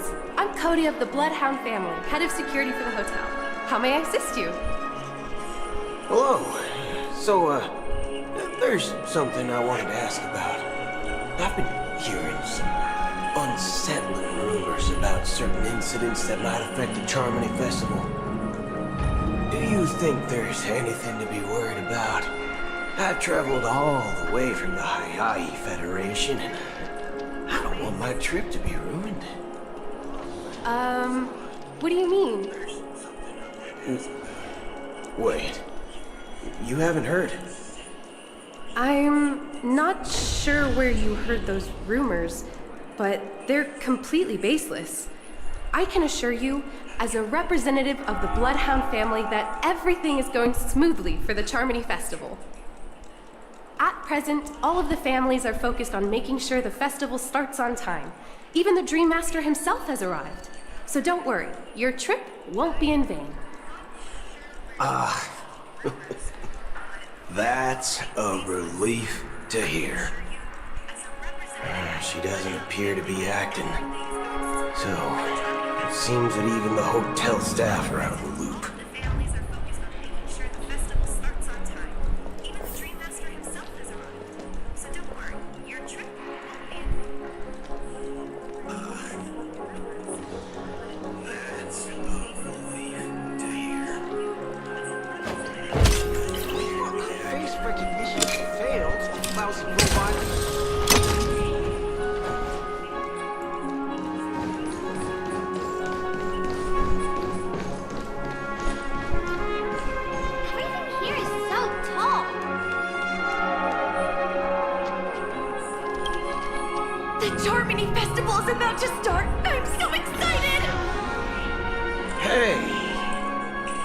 Here for the Charmony Festival too.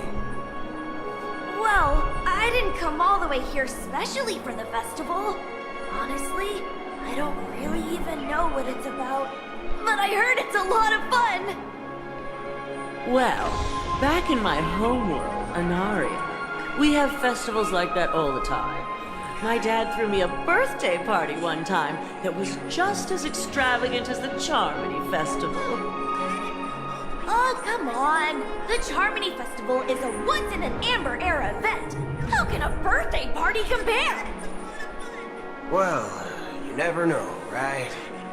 Maybe on her world, birthdays only happen once in amber era. Anyway, let's forget about that. Have you heard about the, unsettling things happening in the dreamscape? What could possibly go wrong? It better not ruin the Charmony Festival! I've been looking forward to it! Relax. With a big event like this, there's bound to be lots of gossip and rumors. Don't worry. If anything does happen, the family will be on top of it. Oh, that's a relief. I didn't come all this way to see the festival go down the drain. Well, looks like I won't get any fudging clues out of these two. They're clueless. Back already? Hasn't she returned yet? Nope. I'm starting to wonder. Sending her to contact Sunday was a good idea. Neither the staff nor the guests seem to know anything about what's happening in the dreamscape, and wherever we go, all we see is people enjoying themselves. Definitely not a good sign. I agree. Another unusual thing is that the Oak family is supposed to be in charge of organizing the council and managing everything inside and outside the dreamscape. However, I walked around the hotel but didn't meet a single member of the Oak family on such an important day. Well, I'll be forked. If I remember correctly, the head of the Oak family is that Sunday guy, right? We shouldn't linger here too long. Let's go back to the Express for now. Not so fast. Have you ever robbed the IPC, bro? If you run away now, everyone will be chasing after you. Are you suggesting we sit here and do nothing? I wouldn't say do nothing. But let's stay put for now. Even if the family has ulterior motives, they couldn't have anticipated us showing up here. We're the surprise factor for them. They don't want to attract unwanted attention from certain outsiders, so they won't do anything reckless. See, the IPC lackeys are keeping a close eye on this hotel. If I were a family member, I'd find an official excuse and keep the surprise factors here. If we just wait here, that would be like walking into their trap. Of course, we don't need to walk into their trap. I gave a backup plan to the memo keeper. If it turns out we won't be allowed to enter the dreamscape, she'll order a drink for me in the VIP lounge at the hotel. In reality, a secret signal. That's right. Oh, a concrete object can indeed help the Memo Keeper establish a connection with you. But Boot Hill, if you have more backup plans in the future, I hope you'll let me know in advance. I'm sorry, but it's one of my quirks. I have too many unreliable friends. And if I reveal that I have backup plans, things can go awry. And that would leave all backup plans completely useless. How do we get into the VIP lounge? This is where my street smarts come into play.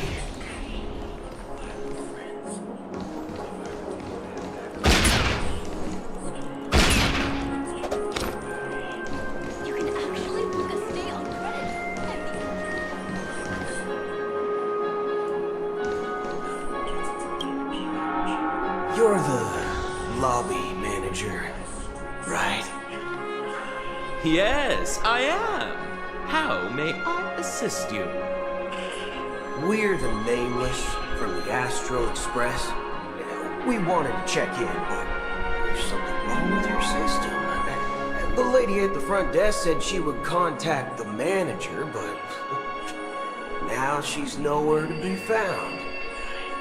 Now, we've been waiting here forever, without any food or water. What the fork, man? Is this how the family treats its guests? Is this your idea of street smarts? Starting an altercation? It's called standing up for your rights. I apologize for the inconvenience. Please wait while we try to contact Mr. Sunday. I'll arrange 2 premium seats in the VIP lounge so you can rest there while you wait. See? Just like that. Just don't call yourself Nameless next time. This bar's something else. Certainly worthy of the planet of festivities. 1 peach soul glass, shaken, not stirred.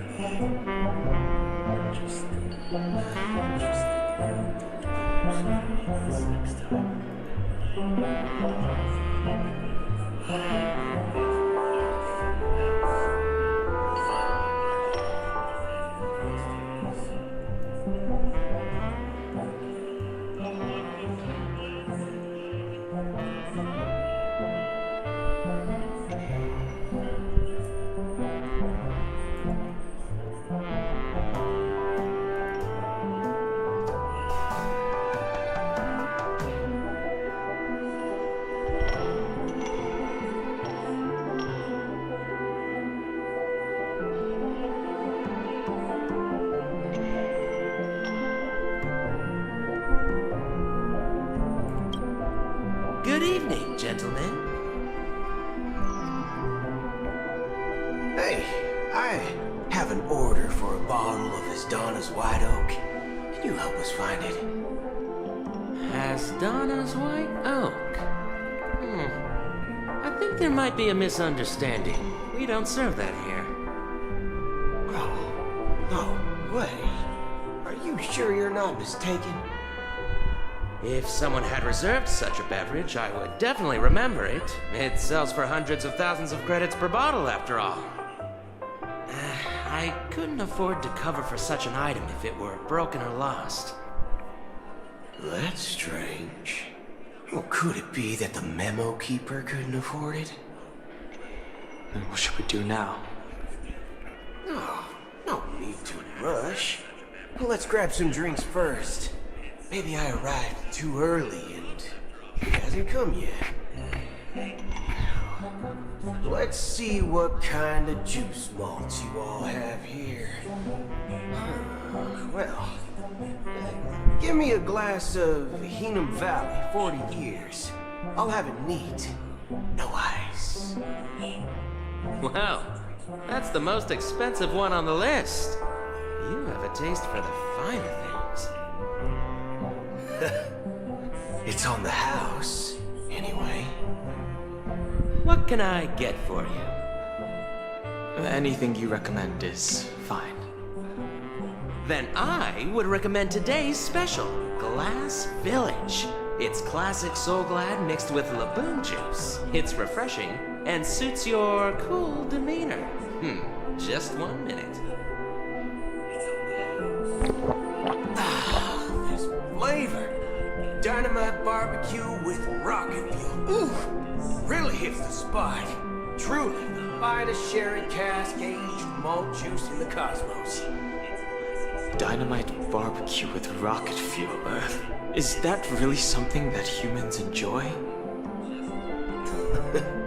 Hey, this guy doesn't know anything at all. As long as you're satisfied, dear guests, please enjoy.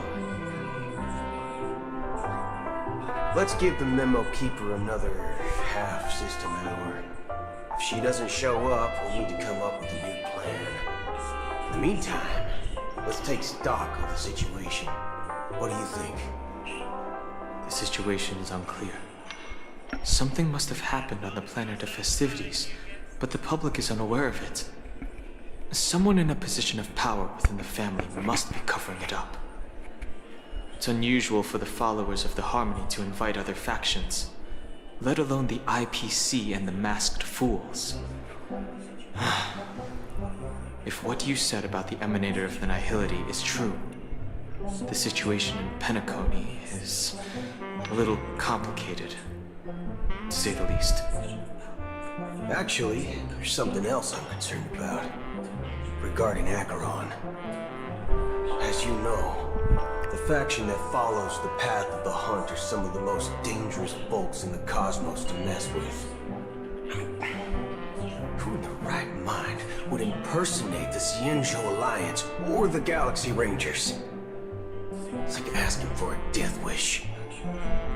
Isn't there a saying among the Xianzhou people that the Rainbow Sect lets their Lux arrow do all the beating? Talking.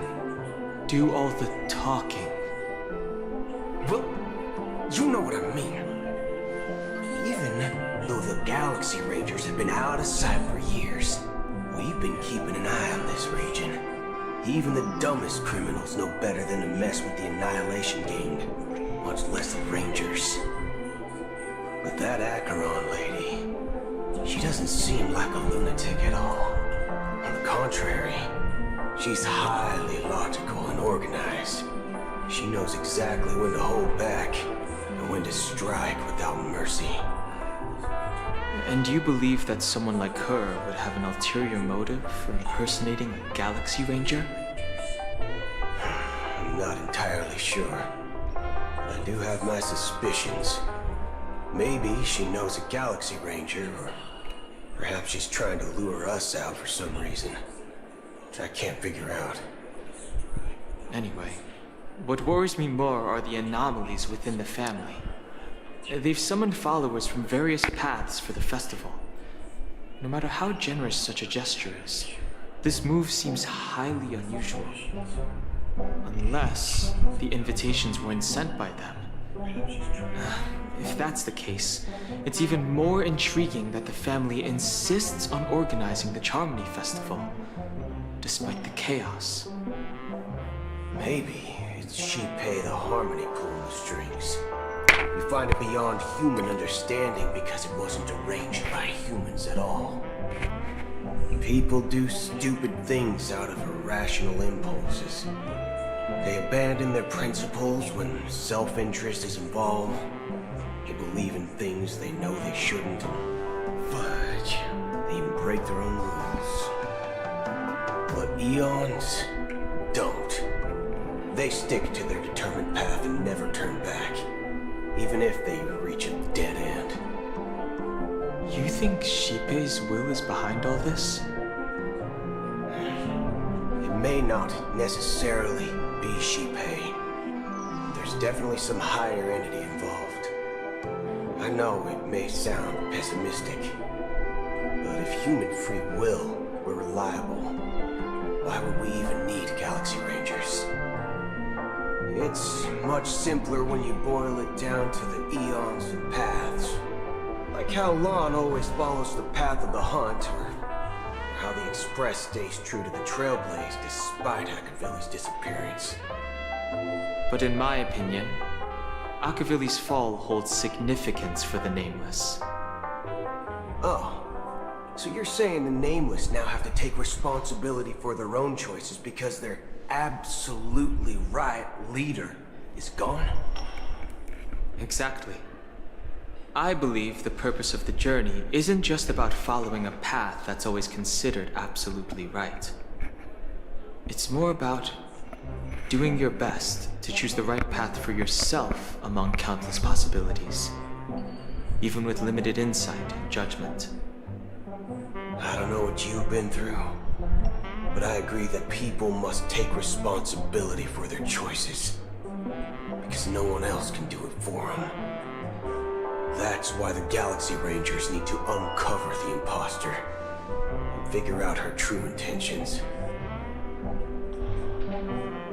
Just in case, I have a backup plan if the Memo Keeper doesn't show up.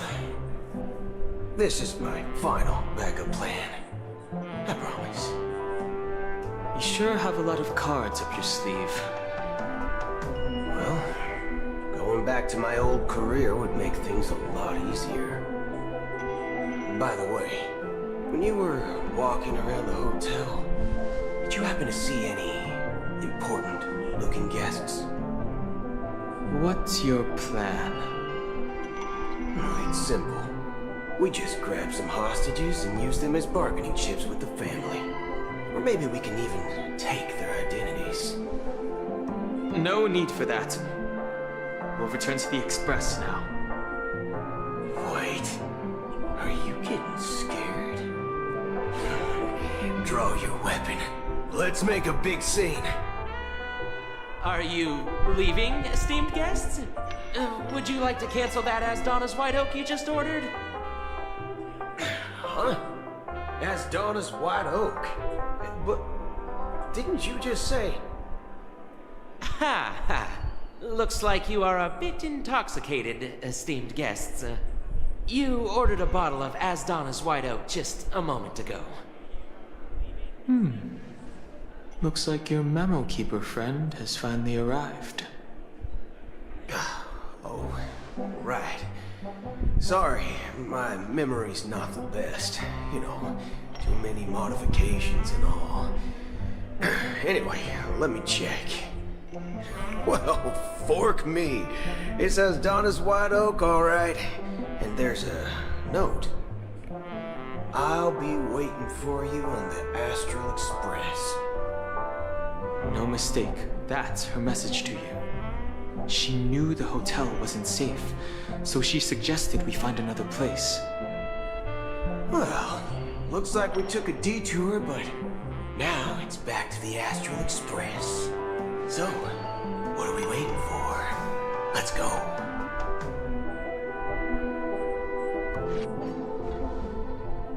You're back? Two guests just boarded saying they were looking for Boot Hill, so I told them to wait in the parlor car. Oh, just in time.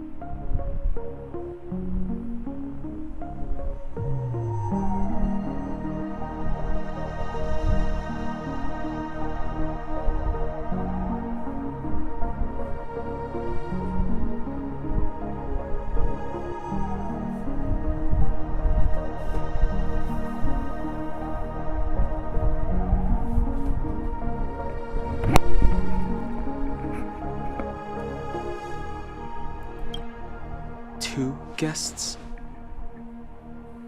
Yeah, or 2. Look, we welcome all passengers on the Astral Express, but sneaking in like that, you have no regard for etiquette. My apologies, conductor. It was an oversight on my part. I assumed you were already acquainted with the garden. Given the chaotic situation in Penacony, the Nameless are the only ones we can truly trust right now. You are the memo keeper. Pleased to meet you, Dan Hung. I've seen you in others' memories. And as for Boot Hill, this is our first face-to-face meeting. I hope you enjoyed that bottle of Astana's White Oak. You sure have a refined taste. Finally, memo keeper. Well, let's cut to the chase. Spill everything you know. That's precisely what I intend to do. But before that, please allow me to introduce myself. My name is Black Swan, and I serve the Garden of Recollection as a memo keeper. As for Acheron's story, I'm sure she knows it better than I do. Greetings. I'm Acheron. What? You Garden of Recollection shirtbag! You betrayed me! I apologize, but she did that at my request. Due to certain reasons, I have been exiled by the family. Thankfully, this memo keeper came to my aid and helped me escape their surveillance unnoticed. To be honest, it was more like stalking than helping. And the process was far from unnoticed. But we did escape. I asked her to guide me to a place beyond the family's reach and to contact a few trustworthy individuals. Namely, all of you. Trustworthy? Son of a nice lady. You think I'm dumb or something? How about this? I'll put a few bullet holes in your head and see what secrets spill out. Then, we can talk about trust. It doesn't have to be like that. I'm willing to answer all your questions, but not right now. If my cover hadn't been blown, we might have had more time, but at the moment, we don't have any other options. No other options? What do you mean? This is the only way I can ensure everyone's safety. I kindly request an immediate warp jump out of the Astana star system.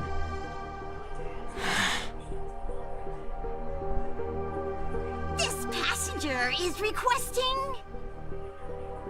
As far as I can tell, she's not a threat, and seems to be telling the truth.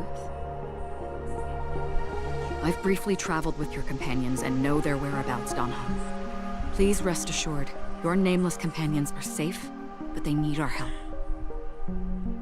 As for Boot Hill, you may have guessed. I've been waiting for you. Galaxy Rangers are known for their elusive nature and limited contact with each other, so this was the only way I could reach out to you. Only by doing this can I find a true Galaxy Ranger and fulfill a long-standing promise.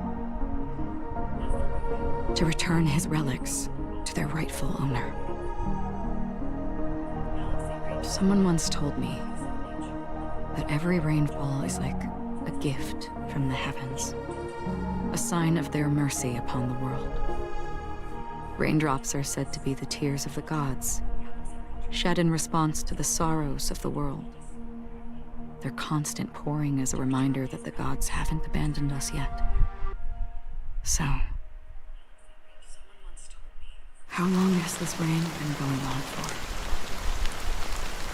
I used to believe, just like you, that it would eventually stop. Years and decades passed. And in the end, such hope faded away before the rain did. Looks like the guide you mentioned doesn't exist after all.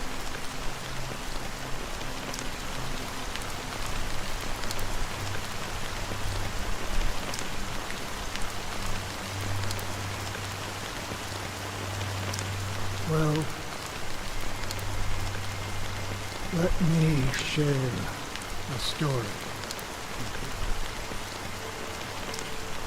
Mortals who walk the paths are like sailors in a vast ocean, leaving behind a trail that creates countless ripples of possibilities. These ripples last longer than the fleeting lifetimes of humans. And for some, their presence leaves such a strong mark that it's reflected in the waves. Like those shadows on the ocean. Sin-thirsters, the obsessions of the Pathstriders, they emerge from the depths of IX, seeing themselves as masters of their own destiny, unknowingly repeating the actions of their past lives. They emerge from the nihility and head toward it, leading purposeless lives. However, these hollow phantoms, they were once my dear companions, a group of Galaxy Rangers. Are you watching over them? Watching over them? No. I'm guiding them toward transcendence. It was a brutal war.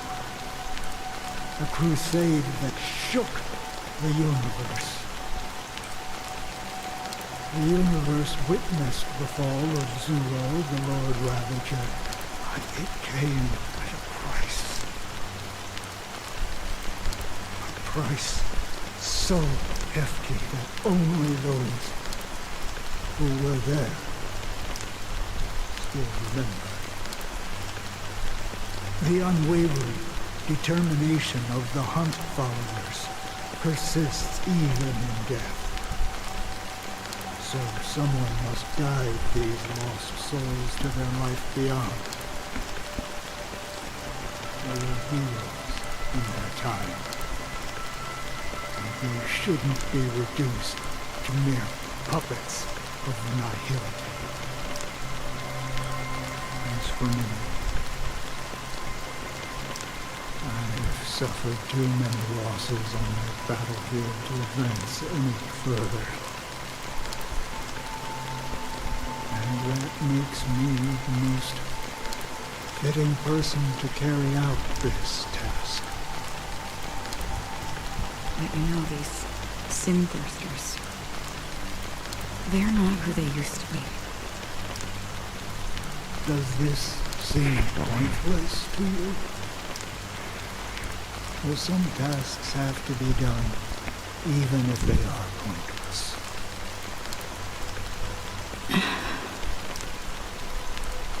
I can help you. For what? For the meaning of the nihility. That's what I've been seeking. I see. After all, this realm is off limits to ordinary souls, right? Thank you, stranger. I wish that you find what you seek. Before we part ways, I have one more question. It is true that their actions and even their entire lives may seem pointless from our perspective. But if, and it's just an if this is what the departed ones expected, should we try to change it? A good question, and a profound one. I don't know the answer, What I do know is that one day I too will pass away.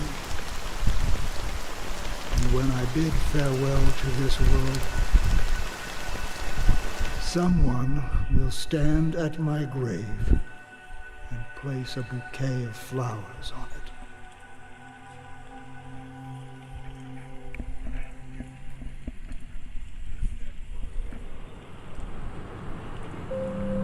When I appeared as a child, my speech, mindset, and soul reflected immaturity and innocence. As I grew into adulthood, I left behind my childlike side.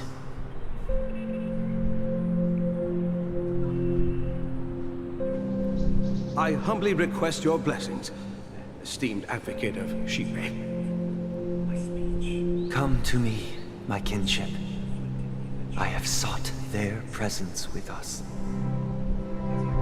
As you wish.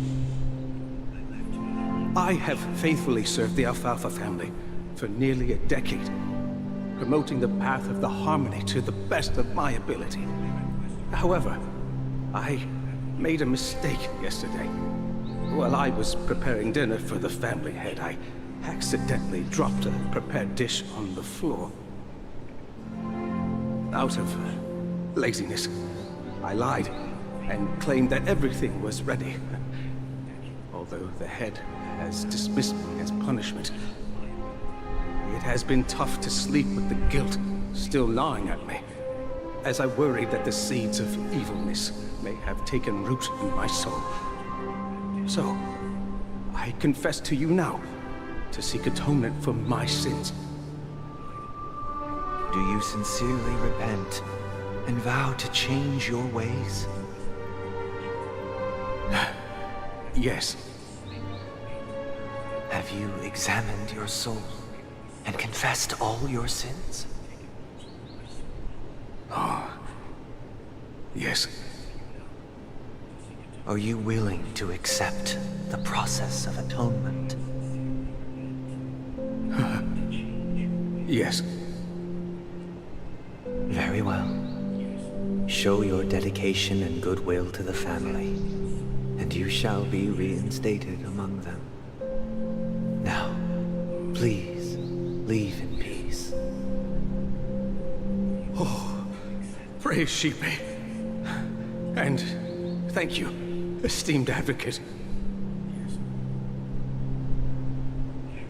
Next, please step forward. I wholeheartedly confess to you. Please, pardon my sins. Rest assured, I have implored their presence to be with us. As long as you are sincere, absolution will be granted. Oh, great. You know, I arrived in Penacony as a stowaway. I sold everything to get a ticket. My house, my land, and my 2 children. I see. Please, go on. My children were starving, and I hoped they'd have a chance at survival if they became slaves here. If I can strike it rich here, I'll lift them out of that situation and give them the life they deserve. But the Bloodhound family got wind of it. They're on my tail, hunting me down. I thought I could bring my kids here. It was all my fault. All my fault. The family is ready to forgive all sinners. I'll ask the Bloodhound family to cease their pursuit. You don't need to live in fear anymore. Oh, thank you. Thank you. I'll work my hardest to redeem my children and make them part of the family. Praise the harmony! Next, please step forward.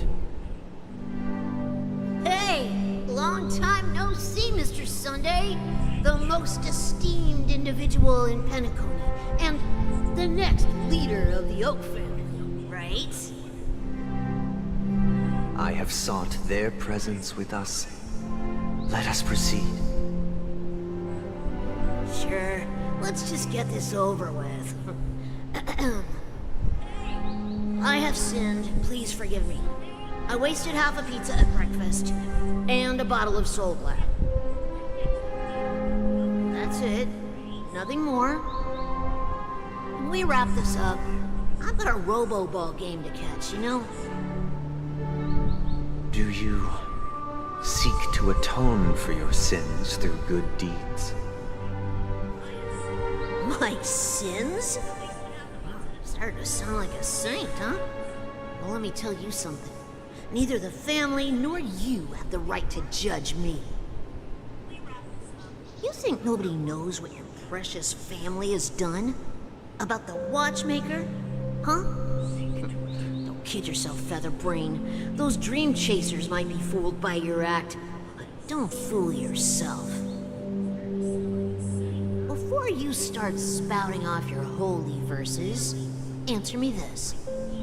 Where does the power of the Oak family come from? And your power? What makes you think you can sit there all high and mighty, looking down on everyone else? Well, I've spent enough time in confession today to enter the Harmony's paradise, right? Then I'll take my leave. Good luck with your election, and, don't make me regret my investments in you.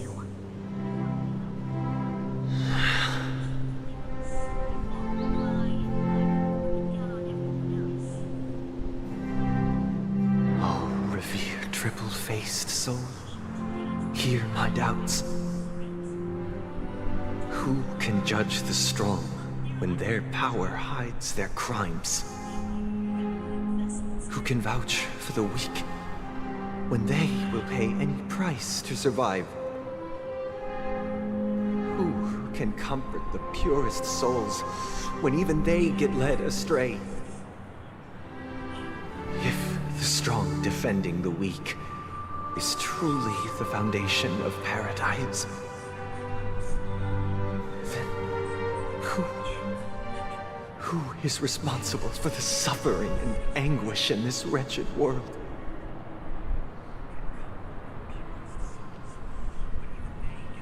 Brother? Brother? Brother, are you all right?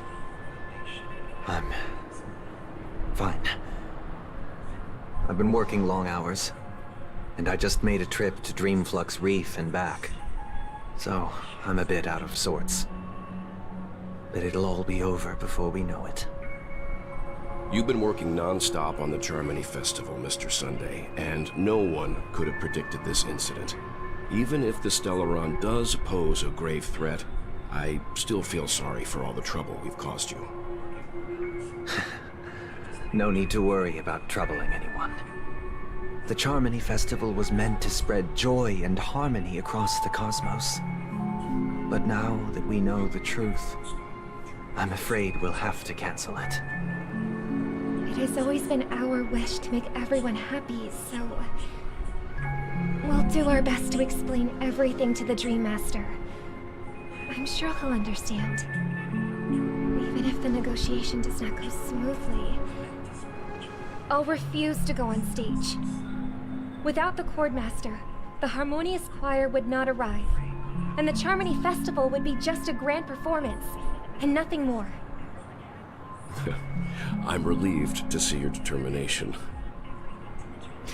You know, since arriving in Penacony, we haven't had any contact with this Dream Master himself. I'd heard of the heads of the 5 major lineages, but the Dream Master is a mystery to me. The Dream Master rarely grants an audience, even for us. But, given the urgency of the situation, he's agreed to meet us in person. Perhaps you'll be the first guest to meet the Dream Master in years, Mr. Yang. Let's hope we can reach a consensus that satisfies everyone. Indeed. Let us hope so. It's about time. We'll have to get ready for the meeting. I apologize for any inconvenience caused by the urgency. Don't worry. I'll be waiting here.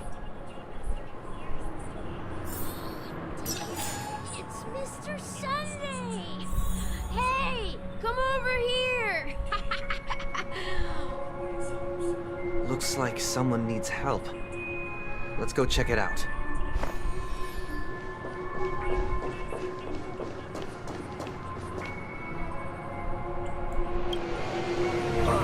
Mr. Sunday. Hey there! Okay, see the moon in the sky? It's about the size of the cap on my Soul Glad bottle. If I just reached out my hand, I could grab the moon, couldn't I? The moon? You mean the Grand Theater? Yeah. Look at me. I've been away from home for too long. I must be missing that moon. But it's no big deal. The Grand Theater here looks much better than the moon back home. It's just magnificent. They told me not to sell everything I had just to come to Penacony. How short-sighted. Selling everything you had? Why would you go to such lengths? Why? Can't you see? Life at home is miserable. It's not really living at all. It's better to be here in Penacony. No pain, no worries about tomorrow, just sweet dreams. You can do whatever you want. That's what I call living.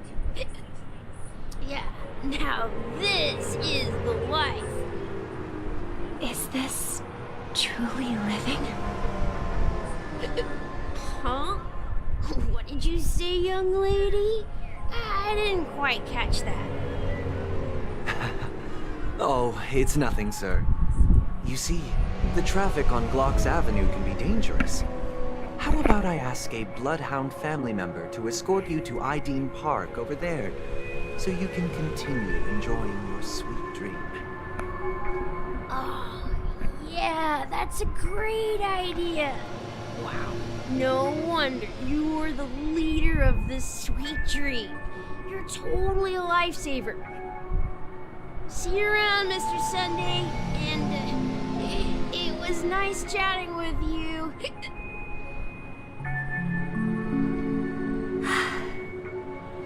What's up, sister?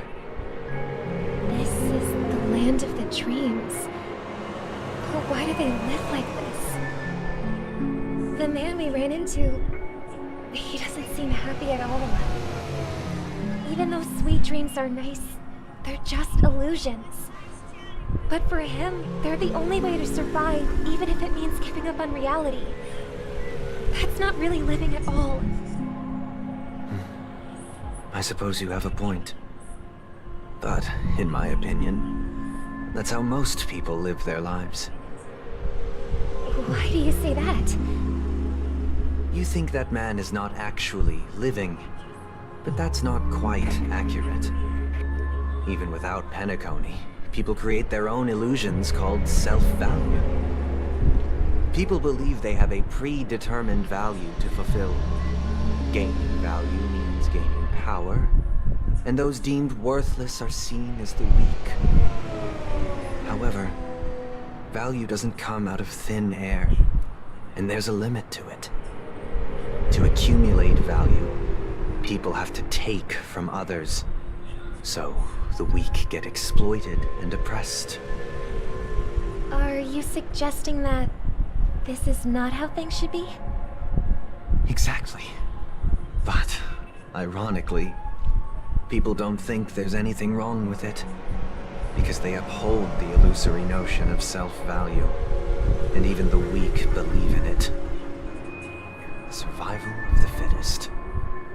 That's where all the tragedies in the world come from. People come to the sweet dream in Penacony to escape from that reality, and find solace. No tragedies exist here, only happiness, although in its nascent form. Isn't that the same paradise we yearn for in our dreams? Perhaps that man is just an exception. Let's not jump to conclusions. We should experience the dreamscape ourselves. Just as I did at Dreamflux Reef. Yes, seeing is believing. I'll accompany you. The Dream Master hasn't shown up yet, so we have some time for a stroll.